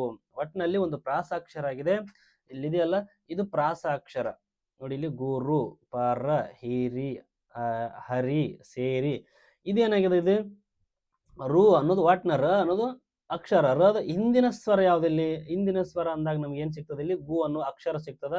ಗು ಬಿಡಿಸಿ ಬರ್ದಾಗ ಗ ವ್ಯಂಜನ ಉ ಅಂತ ಆಗ್ತದ. ಗ ಕೂಡಿಸು ಉ ಅಂದ್ರೆ ಇಲ್ಲಿ ಉ ಎನ್ನುವ ಸ್ವರ ಇದೆ, ಇಲ್ಲಿ ಅ ಎನ್ನುವ ಸ್ವರ ಇದೆ, ಇಲ್ಲಿ ಕೂಡ ಹರಿ ಅ ಎನ್ನುವ ಸ್ವರ ಇದೆ. ಅಂದ್ರೆ ಇವೆಲ್ಲ ಎಂತ ಸ್ವರಗಳು? ಇವು ಹ್ರಸ್ವ ಸ್ವರಗಳು. ಹ್ರಸ್ವ ಸ್ವರಗಳು ಅಂದ್ರೆ ಯಾವ್ಯಾವಪ್ಪ ನಿಮ್ಗೆ ಗೊತ್ತಿರ್ತದ? ಅ, ಈ, ಉ, ಉ, ನಂತರ ರು, ಇನ್ನೊಂದು ಎ. 6 ರೀತಿಯ ಸ್ವರಗಳು ಹ್ರಸ್ವ ಸ್ವರಗಳು ಆಗಿರ್ತಾವ. ಇನ್ನೊಂದು ಓ. ಇವು ಹ್ರಸ್ವ ಸ್ವರಗಳು, ಹೌದಿಲ್ಲ? ಒಂದು ಮಾತ್ರ ಕಾಲದಲ್ಲಿ ಉಚ್ಚಾರಗೊಳ್ತಾವ. ಈ ಸ್ವರಗಳಿಂದ ಕೂಡಿದ ಅಕ್ಷರಗಳಿದ್ರೆ ಅದು ಮುಗಿತದು ಸಿಂಹಪ್ರಾಸ. ಅರ್ಥ ಆಯ್ತಾ? ಅದು ಸಿಂಹಪ್ರಾಸ ಆಗಿರ್ತದ. ಎಲ್ಲಿ? ಇಲ್ಲಿ ಪ್ರಾಸಾಕ್ಷರಕ್ಕೆ ಅನ್ವಯ ಆಗಂಗಿಲ್ಲ. ಪ್ರಾಸಾಕ್ಷರದ ಹಿಂದಿನ ಸ್ವರ ತೆಗೆದುಕೊಳ್ಬೇಕು ನಾವು, ಅದರ ಹಿಂದಿನ ಸ್ವರ, ಮತ್ತೆ ಇದ್ರ ಮುಂದಿನ ಸ್ವರ ಅಲ್ಲ. ಈ ರ ಕೂಡಿಸು ಉ ಅಂದ್ರೆ ಅವಾಗ ರು ಆಗ್ತದ, ಅಂದ್ರೆ ಸ್ವರ ಮುಂದೆ ಬರ್ತೈತಿ. ಇಲ್ಲಿ ಅವ್ರು ಏನ್ ಕೇಳ್ತಾರೆ? ಇಲ್ಲಿ ಹಿಂದಿನ ಸ್ವರ ಕೇಳಿದ್ದಾರೆ, ಅದರ ಹಿಂದಿನ ಸ್ವರವನ್ನ ಕೇಳ್ತಾ ಇದ್ದಾರೆ ಸ್ನೇಹಿತರೆ. ಅರ್ಥ ಆಯ್ತಾ? ಅದನ್ನು ಸಿಂಹಪ್ರಾಸ ಅಂತ ಹೇಳಿ ಕರೀತೇವೆ. ಈಗ ಅದಕ್ಕೆ ಉದಾಹರಣೆಗಳನ್ನು ನಾನು ಇನ್ನೊಂದು ತೆಗೆದುಕೊಂಡು ಬಂದಿದ್ದೇನೆ, ನೋಡೋಣ ಅಂತ, ಡೋಂಟ್ ವರಿ. ಈಗ 2ನೇ ವಿಧ, ಅದರ ಹಿಂದಿನ ಸ್ವರ ದೀರ್ಘವಾಗಿದ್ರೆ ಅದನ್ನು ಗಜಪ್ರಾಸ ಅಂತ ಹೇಳಿ ಕರೀತೇವೆ. ಇಲ್ಲೇನಾದ್ರೂ ದೀರ್ಘ ಸ್ವರ ಬಂದಿರ್ಬೇಕು, ಇಲ್ಲಿ ಗು ಅಥವಾ ಇಲ್ಲಿ ಊ ಬಂದಿರಬೇಕು, ಇಲ್ಲಿ ಆ ಬಂದಿರಬೇಕು, ಇಲ್ಲಿ ಈ ಬಂದಿರಬೇಕು, ಇಲ್ಲಿ ಎ ಬಂದಿರಬೇಕು. ಬಂದತ್ ನೋಡಿ, ಇಲ್ಲಿ ಎ ಬಂದದ. ಈ ರೀತಿ. ಮತ್ತು ಅದು ಎಲ್ಲಾ ಕಡೆ ಸೇಮ ಬಂದಿರ್ಬೇಕಾ? ಇಲ್ಲೆಲ್ಲ ಏನು ಬಂದದಪ್ಪ ಇಲ್ಲಿ ಊ ಅ ಅ ಇಲ್ಲೆಲ್ಲ ಋಸ್ವಗಳು ಬಂದಿದಾವು. ಋಸ್ವ ಬಂದು ಇಲ್ಲಿ ದೀರ್ಘ ಬಂದದ ಏಕಾಏಕಿ. ಮತ್ತು ಇದನ್ನ ನಾವು ಏನು ಅನ್ನಂಗಿಲ್ಲ, ಇದನ್ನ ಗಜನೂ ಅನ್ನಂಗಿಲ್ಲ, ಏನು ಅನ್ನಂಗಿಲ್ಲ, ಸಿಂಹನೂ ಅನ್ನಂಗಿಲ್ಲ. ಅರ್ಥ ಆಯ್ತಿಲ್ಲ? ಗಜ ಅಂದ್ರ ಇಂದಿನ ಸ್ವರ ದೀರ್ಘವಾಗಿರ್ಬೇಕು, ಸಿಂಹ ಅಂದ್ರ ಇಂದಿನ ಸ್ವರ ಋಸ್ವವಾಗಿರ್ಬೇಕು. ತಲೆಗಿಟ್ಕೊಂಡ್ಬಿಡ್ರಿ. ಸಿಂಹ ಪ್ರಾಸ ಅಂದ್ರ ಆದಿಪ್ರಾಸದೊಳಗ ಪ್ರಾಸಾಕ್ಷರದ ಇಂದಿನ ಸ್ವರ ವೃಸ್ವ ಸ್ವರ ಆಗಿರ್ಬೇಕು. ಆದಿಪ್ರಾಸದೊಳಗ ಪ್ರಾಸಾಕ್ಷರದ ಇಂದಿನ ಸ್ವರ ದೀರ್ಘವಾಗಿದ್ರೆ ಅದನ್ನ ಗಜಪ್ರಾಸ ಅಂತ ಕರಿತೀವಿ. ಒಂದ್ ವೇಳೆ ಪ್ರಾಸಾಕ್ಷರದ ಹಿಂದ ಅನುಸ್ವಾರ ಇದ್ರೆ, ಅನುಸ್ವಾರ ನಿಮ್ಗೆ ಗೊತ್ತೈತಿ, ಒಂದು ಅಕ್ಷರ ಗಾತ್ರದ ಒಂದು ಸೊನ್ನೆ, ಇದನ್ನ ಅನುಸ್ವಾರ ಅಂತೀವಿ. ವಿಸರ್ಗ ಅಂದ್ರೆ ನಿಮ್ಗೆ ಗೊತ್ತೈತಿಪ್ಪ, ಎರಡು ಸಣ್ಣ ಗಾತ್ರದ ಸೊನ್ನೆಗಳು ಮೇಲೊಂದು ಕೆಳಗೊಂದು, ಇದನ್ನ ನಾವು ವಿಸರ್ಗ ಅಂತೇಳಿ ಕರಿತೀವಿ. ಇದಕ್ಕೊಂದು ಸ್ವರ ಹಾಕಿದಾಗ ಏನೋ ಸ್ವರ ಹಾಕಿದಾಗ ಇದಕ್ಕೆ ಅಮ್ಮ ಆಯ್ತು, ಇಲ್ಲಿ ಹಾಕಿದಾಗ ಇದು ಆಹ ಆಯ್ತು. ಅದಿಲ್ಲ, ಸ್ವತಂತ್ರವಾಗಿ ಉಚ್ಚಾರ ಆಗಂಗಿಲ್ಲ ಇವು, ಇನ್ನೊಂದು ಅಕ್ಷರದ ಸಹಾಯದಿಂದ ಉಚ್ಚಾರಣೆಗೊಳ್ತಾವೆ ಇವು. ಅದರಿಂದ ಇವುಗಳನ್ನು ಯೋಗ ವಾಹಕ ಅಂತ ಕರಿತೀವಿ. ಯೋಗ ಅಂದ್ರೇನು? ಜೊತೆಗೆ ಸಂಬಂಧ ಹೊಂದಿದ, ವಾಹ ಅಂದ್ರೆ ಚಲಿಸು, ಇನ್ನೊಂದು ಅಕ್ಷರದ ಸಂಬಂಧ ಹೊಂದಿ ಚಲಿಸ್ತಾವೆ ಇವು, ಇಲ್ಲಾಂದ್ರೆ ಉಚ್ಚಾರ ಆಗಂಗಿಲ್ಲ ಇವು. ಪ್ರಾಸಾಕ್ಷರದ ಹಿಂದಿನ ಅಕ್ಷರ ಅನುಸ್ವಾರವಾಗಿದ್ರೆ ಅದನ್ನ ಋಷಭ. ಒಂದ್ ವೇಳೆ ಅದರ ಹಿಂದಿನ ಅಕ್ಷರ ವಿಸರ್ಗವಾಗಿದ್ದರೆ ಅದನ್ನ ಅಜಪ್ರಾಸ ಅಂತೇಳಿ ಕರಿತೇವೆ. ಅಜ ಅಂದ್ರೆ ಆಡು. ಆಡು, ಆನೆ, ಸಿಂಹ, ಋಷಭ, ಎತ್ತು. ಗೊತ್ತಾಯ್ತ? ಶರಭ ಅಂದ್ರೆ ಇದು ಒಂದ್ ರೀತಿ ಪ್ರಾಣಿ. ಇದು ಹೆಂಗಪ್ಪ ಅಂತಂದ್ರ ಈ ಕಡೆ ಸಿಂಹನೂ ಅಲ್ಲ ಸಂಪೂರ್ಣ, ಒಂದ್ ರೀತಿ ಸಿಂಹ ಕೂಡಿಸು, ಸಿಂಹಕ್ಕೆ 4 ಕಾಲು ಇರ್ತಾವ, ಆದ್ರೆ ಇಲ್ಲಿ ಬರೋ ಪ್ರಾಣಿಗೆ ಒಂದು ರೆಕ್ಕೆ ಇರ್ತದ, ಕೂಡಿಸು ಒಂದು ಹಕ್ಕಿ ಅಥವಾ ಒಂದು ಪಕ್ಷಿ, ಹಿಂಗಿರ್ತದ. ಅಂದ್ರ ಬಲಿಷ್ಠವಾಗಿರುವಂತಹ ಪ್ರಾಣಿ ಇದು, ಕಾಲ್ಪನಿಕ ಮೀರಿದ್ದಿದ್ದು, ಕಾಲ್ಪನಿಕ ಪ್ರಾಣಿ ಅಂತ ಕರೀತಾರ, ಗೊತ್ತಿಲ್ಲ, ಈ ಹಿಂದೆ ಇತ್ತಂತೆ ಅಂತೆ. ಸಿಂಹ ನೋಡ್ಲಿಕ್ಕೆ ಸಿಂಹದ ಮುಖ, ಪಕ್ಷಿಯಾಗಿ ರೆಕ್ಕೆಗಳಿದಾವೆ ಮತ್ತು 4 ಕಾಲಿನ ಪ್ರಾಣಿ ಆಗಿರ್ತದೆ ಇದು ಶರಭ ಅನ್ನೋದು. ಹೌದಾ? ಈಗ ಶರಭ ಪ್ರಾಸಕ್ಕೆ ಬರೋಣ ಅಂತ. ಋಷಭ ಅಜ ಆಯ್ತಲ್ಲ, ಪ್ರಾಸಾಕ್ಷರದ ಹಿಂದಿನ ಅಕ್ಷರ ಅನುಸ್ವಾರ ಇದ್ರೆ ಋಷಭ, ಒಂದ್ ವೇಳೆ ಅಲ್ಲಿ ಅನುಸ್ವಾರ ಇದ್ರೆ, ವಿಸರ್ಗ ಇದ್ರೆ ಅದನ್ನ ಅಜ ಅಂತ ಕರಿತೀವಿ. ಶರಭ ಅಂದ್ರೆ, ಶರಭ ಪ್ರಾಸ ಅಂದ್ರೆ ಈಗ ಪ್ರಾಸ ಅಕ್ಷರಕ್ಕೆ ಸಂಬಂಧಪಡ್ತದೆ. ಇಷ್ಟೊತ್ತು ನಾವೇನ್ ನೋಡಿದೀವಪ್ಪ, ಈ 4 ಪ್ರಾಸಗಳಲ್ಲಿ ಪ್ರಾಸಾಕ್ಷರದ ಹಿಂದಿನ ಅಕ್ಷರಕ್ಕೆ ಸಂಬಂಧ ಇರ್ತಿತ್ತು. ಇಲ್ಲಿ ಇದನ್ನ ಡಿಫೈನ್ ಮಾಡ್ಬೇಕಂದ್ರೆ ಪ್ರಾಸಾಕ್ಷರದ ಹಿಂದಿನ ಅಕ್ಷರ ಮ್ಯಾಟ್ರ್ ಆಗ್ತಿತ್ತು. ಆದ್ರೆ ಇಲ್ಲಿ ಹಂಗಲ್ಲ, ಇವೆರಡರೊಳಗೆ ಪ್ರಾಸಾಕ್ಷರನೇ ಮ್ಯಾಟ್ರ್ ಆಗ್ತದೆ. ಏನು? ಇಲ್ಲಿ ಪ್ರಾಸಾಕ್ಷರಗಳಾಗಬೇಕಾದ್ರೆ ಒತ್ತಕ್ಷರಗಳು ಬಂದಿರ್ತಾವ. ಏನ್ ಬಂದಿರ್ತಾವು? ಸಂಯುಕ್ತಾಕ್ಷರಗಳು, ಒತ್ತಕ್ಷರಗಳು ಬಂದಿರ್ತಾವ. ಅಲ್ಲಿ ಬಂದಿರುವ ಸಂಯುಕ್ತಾಕ್ಷರಗಳು ಬೇರೆ ಬೇರೆ ಜಾತಿಗೆ ಸೇರಿದ್ರಪ್ಪ ಅಂದ್ರ ಅದು ಶರಭ ಆಗ್ತೈತಿ. ಆ ಪ್ರಾಸಾಕ್ಷರಗಳು ಒಂದೇ ಜಾತಿಗೆ ಸೇರಿದ್ರ ಅದು ಹೈ ಆಕೈತಿ. ಸರ್ ನೀವು ಭಾಳ ಕನ್ಫ್ಯೂಸ್ ಆತ್ರಿ ನಮ್ಗೆ. ಹೌದಿಲ್ಲ? Very good. ಮುಂದೆ ಹೋಗೋಣ ಬರ್ರಿ. ನಾವು ಉದಾಹರಣೆ ಸಹಿತ ತೆಗೆದುಕೊಂಡು ಬಂದಿದ್ದೇನೆ, ನೋಡ್ತಾ ಬಂದ್ಬಿಡೋಣ ಅಂತ. ಸಿಂಹ ಪ್ರಾಸ ನೋಡಿ, ಇಲ್ಲಿ ಸಿಂಹಕ್ಕೆ ಒಂದು ಪ್ರಾಸದ ಉದಾಹರಣೆ 2 ಸಾಲಿನ ಪದ್ಯ ತೆಗೆದುಕೊಂಡು ಬಂದಿದ್ದೇನೆ. ಬರೆಗಿರಿ ಪತಿಯುಂ ಸತಿಯುಂ ವರಮುನಿಗತಿ ವಿನತರಾಗಿ ಭದ್ರಾಸನದೊಳ್. ಇಲ್ಲೇನದ? ಬರೆಗಿರಿ ಪತಿಯುಂ, ಬರೆ ಅನ್ನುವಂಥದ್ದು. ಇಲ್ಲಿ ವರಮುನಿಗತಿ, ವರ ಅನ್ನುವಂಥದ್ದು. ಪ್ರಾಸಾಕ್ಷರ ಯಾವುದು? ರ ಎನ್ನುವ ವ್ಯಂಜನ, ರ ಎನ್ನುವ ವ್ಯಂಜನ. ಈಗ ರ ಅಕ್ಷರದ ಹಿಂದೆ ಯಾವ ಸ್ವರ ಐತಿ? ಇಲ್ಲಿ ನೋಡಿ, ಬ ಅಕ್ಷರದೊಳಗೆ ಬರ್ಬೇಕು ನಾವಿಲ್ಲಿ, ಯಾವ್ದ್ರ ಹಿಂದ ಅಂದಾಗ, ಹಿಂದ ಅಂದಾಗ ಇಲ್ಲಿ ಏನೈತಿ? ಅ ಎನ್ನುವ ಸ್ವರ ಐತಿ. ಇಲ್ಲಿ ಅ ಎನ್ನುವ ಸ್ವರ ಐತಿ. ಅ ಅನ್ನೋದು ಏನಂಗಂದ್ರೆ ಅಲ್ಲಿ ಎಸ್ ಋಸ್ವ ಅಕ್ಷರ, ಋಸ್ವ ಸ್ವರ. ಅಂದ್ರೆ ಪ್ರಾಸಾಕ್ಷರದ ಹಿಂದಿನ ಸ್ವರ ಋಸ್ವ ಇದ್ರೆ ಅದು ಸಿಂಹ ಪ್ರಾಸ. ಇನ್ನು ಮತ್ತೆ ಅದೇ ಆದಿಪ್ರಾಸದಲ್ಲಿ ಇನ್ನೊಂದು ಗಜ ಅನ್ನೋದು ಬರ್ತದೆ ನೋಡಿ. ಆದಿ ಅಂದ್ರೆ ಯಾವಾಗ್ಲೂ 2ನೇ ಅಕ್ಷರ ಪ್ರಾಸ ಆಗಿರ್ತದೆ. ಬೇಡಿ, ನೀಡು ಅಂತ ನೋಡಿ, ಇಲ್ಲಿ ಡ ಎನ್ನುವ ವ್ಯಂಜನಾಕ್ಷರ ಪ್ರಾಸವಾಗಿದೆ. ಬೇಡಿದೊಡೆ ಬಲದ ಬರಿಯುಮು ನೀಡಾಡುಗು ಮುಗಿದು ಕರ್ಣನೆಂದಾಗಳಕ್ಕೆ. ಇಲ್ಲಿ ಬೇಡಿ, ಡ ಎನ್ನುವುದು ವ್ಯಂಜನಾಕ್ಷರವಾಗಿದೆ. ಅದರ ಹಿಂದಿನ ಅಕ್ಷರ ಏನಾಗಿದೆ? ಇಲ್ಲಿ ಬೇ ಆಗಿದೆ ನೋಡಿ. ಇಲ್ಲಿ ಎ, ಡ ದ ಹಿಂದಿನ ಅಕ್ಷರ ಬೇ, ಡ ಎನ್ನುವ ವ್ಯಂಜನಾಕ್ಷರದ ಹಿಂದಿನ ಅಕ್ಷರ ನೀ, ಅಂದ್ರೆ ಇಲ್ಲಿ ಇ ಎನ್ನುವ ಸ್ವರ ಬಂದಿದೆ, ಇಲ್ಲಿ ಎ ಎನ್ನುವ ಸ್ವರ. ಇವೆರಡು ಯಾವ್ದಪ್ಪ? ದೀರ್ಘ ಸ್ವರಗಳು. ಎರಡು ದೀರ್ಘ ಸ್ವರಗಳು. ದೀರ್ಘ ಸ್ವರಗಳು ಬಂದ್ರ ಪ್ರಾಸಾಕ್ಷರದ ಹಿಂದಿನ ಅಕ್ಷರಗಳು, ಹಿಂದಿನ ಅಕ್ಷರ ದೀರ್ಘ ಸ್ವರದಿಂದ ಕೂಡಿದ್ರೆ ಅದು ಗಜ, ಆದ್ರೆ ಹಿಂದಿನ ಅಕ್ಷರಗಳು ಋಸ್ವದಿಂದ ಕೂಡಿದ್ರೆ ಅದು ಸಿಂಹ. ಮುಗಿತು, ಸಿಂಹ ಗಜ. ಇನ್ನು ಋಷಭ ಅಜ. ಋಷಭ ಅಂದಾಗ ಪ್ರಾಸಾಕ್ಷರದ ಹಿಂದಿನ ಅಕ್ಷರ ಅನುಸ್ವಾರ ಇರಬೇಕು. ಇಲ್ಲಿ ನೋಡಿ, ಇಲ್ಲಿ ಒಂದು ಸೊನ್ನೆ ಇದೆ, ಒಂದು ಸೊನ್ನೆ ಇದೆ, ಒಂದು ಸೊನ್ನೆ ಇದೆ. ಇಲ್ಲೊಂದು ತ್ರಿಪದಿ ಇದೆ ನೋಡಿ. ಬಂದು ಭೀಷ್ಮಂಗೆರಗಿ ಕೈ ಮುಗಿದುದೆಂದ ನೀತನು ಪಾರ್ಥನಾದೊಡೆ ಹಿಂದಣಂತಿರೆ ನವೆಯ ಬೇಹುಗದು ವರುಷ 13 ಅಂತ ಮುಂದೆ ಬರೀತದೆ ಇನ್ನು. ಹೌದಾ? ಇದು ಯಾವ್ದಪ್ಪ?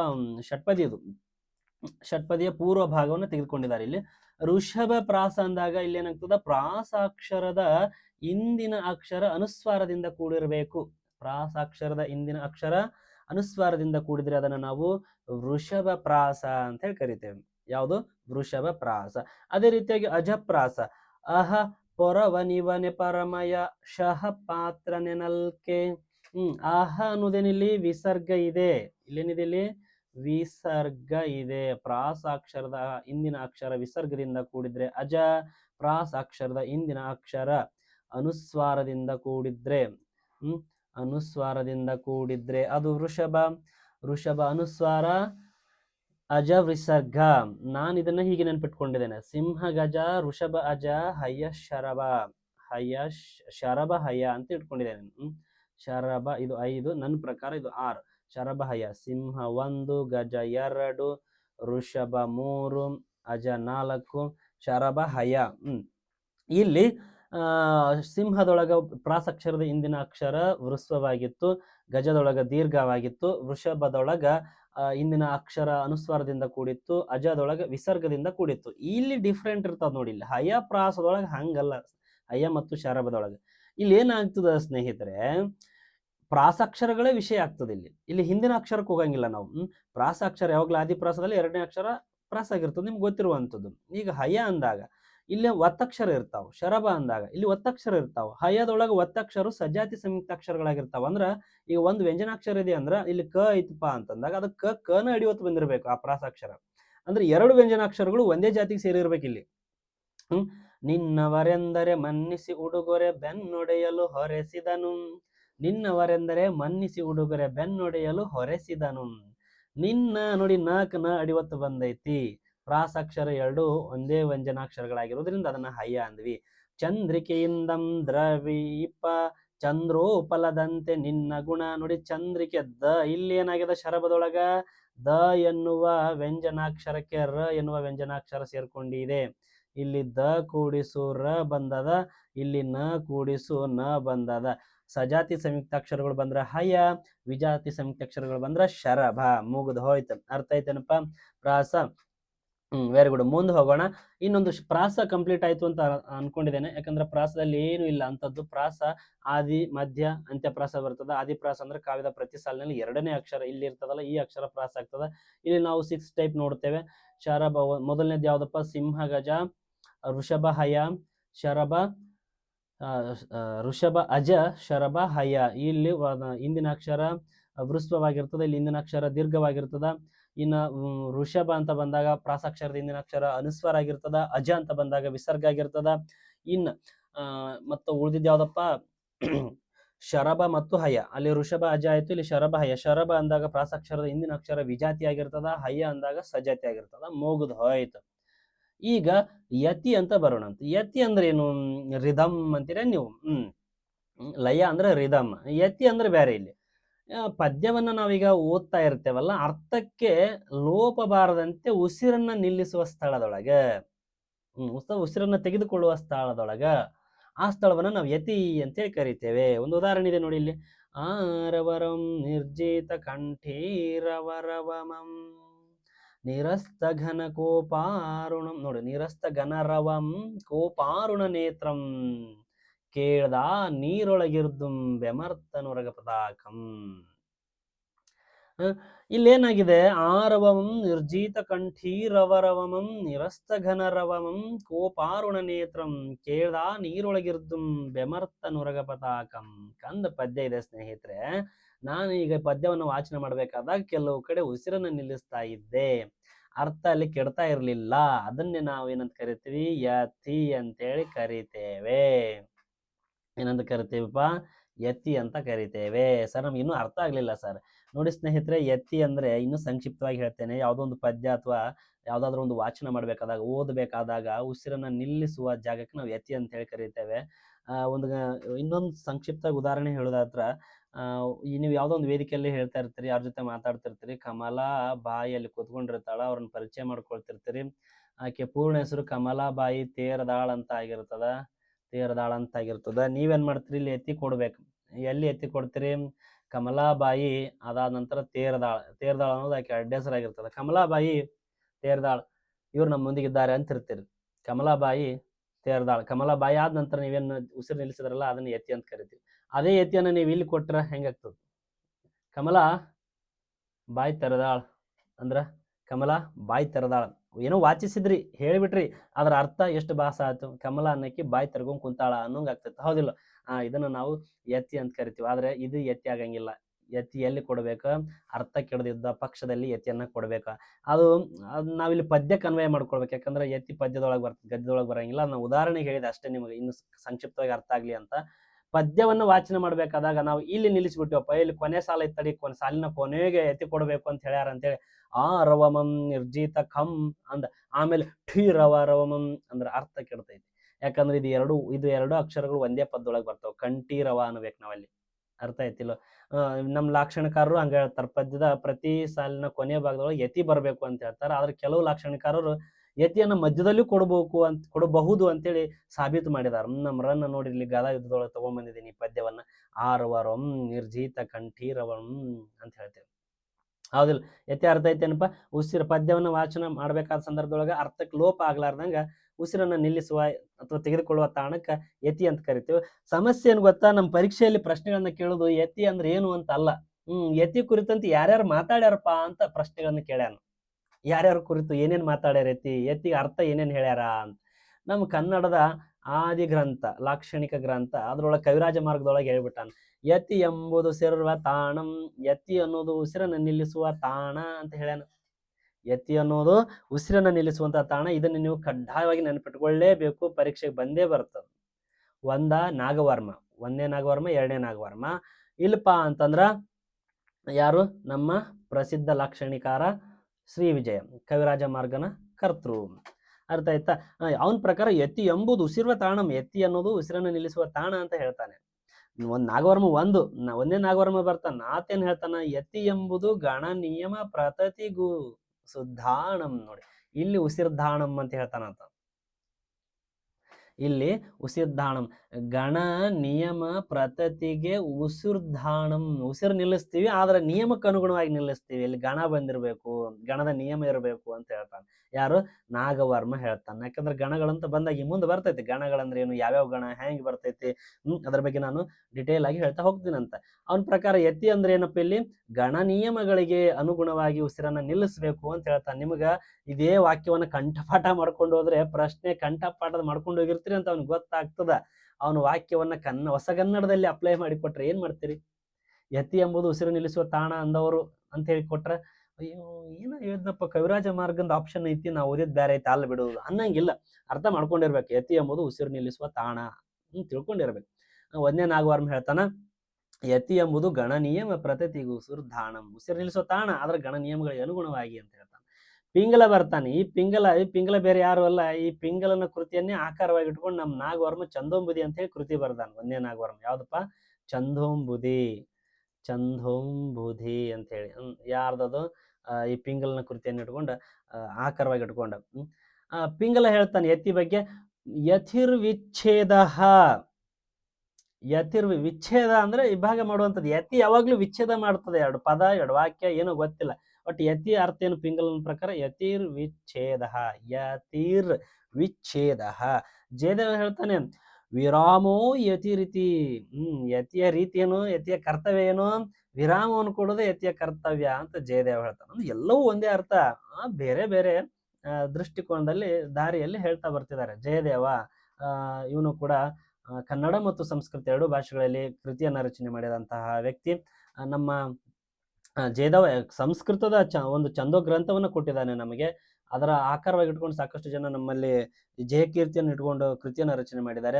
ಈ ಜಯದೇವ ಹೇಳೋ ಪ್ರಕಾರ ವಿರಾಮ ಕೊಡ್ತದಲ್ಲ, ವಿರಾಮದ ರೀತಿಯನ್ನು ಹೇಳ್ತದಲ್ಲ, ಅದನ್ನೇ ಯತಿ ಅಂತ ಹೇಳ್ತಾನೆ. ಇನ್ನು ಜಯಕೀರ್ತಿ ಬರ್ತಾನ, ವಾಗ್ವಿರಾಮೋ ಯತಿ. ವಾಚನ ಮಾಡ್ತಿರ್ತೀವಿ ನಾವು, ವಾಗ್ವಿರಾಮೋ ಯತಿ.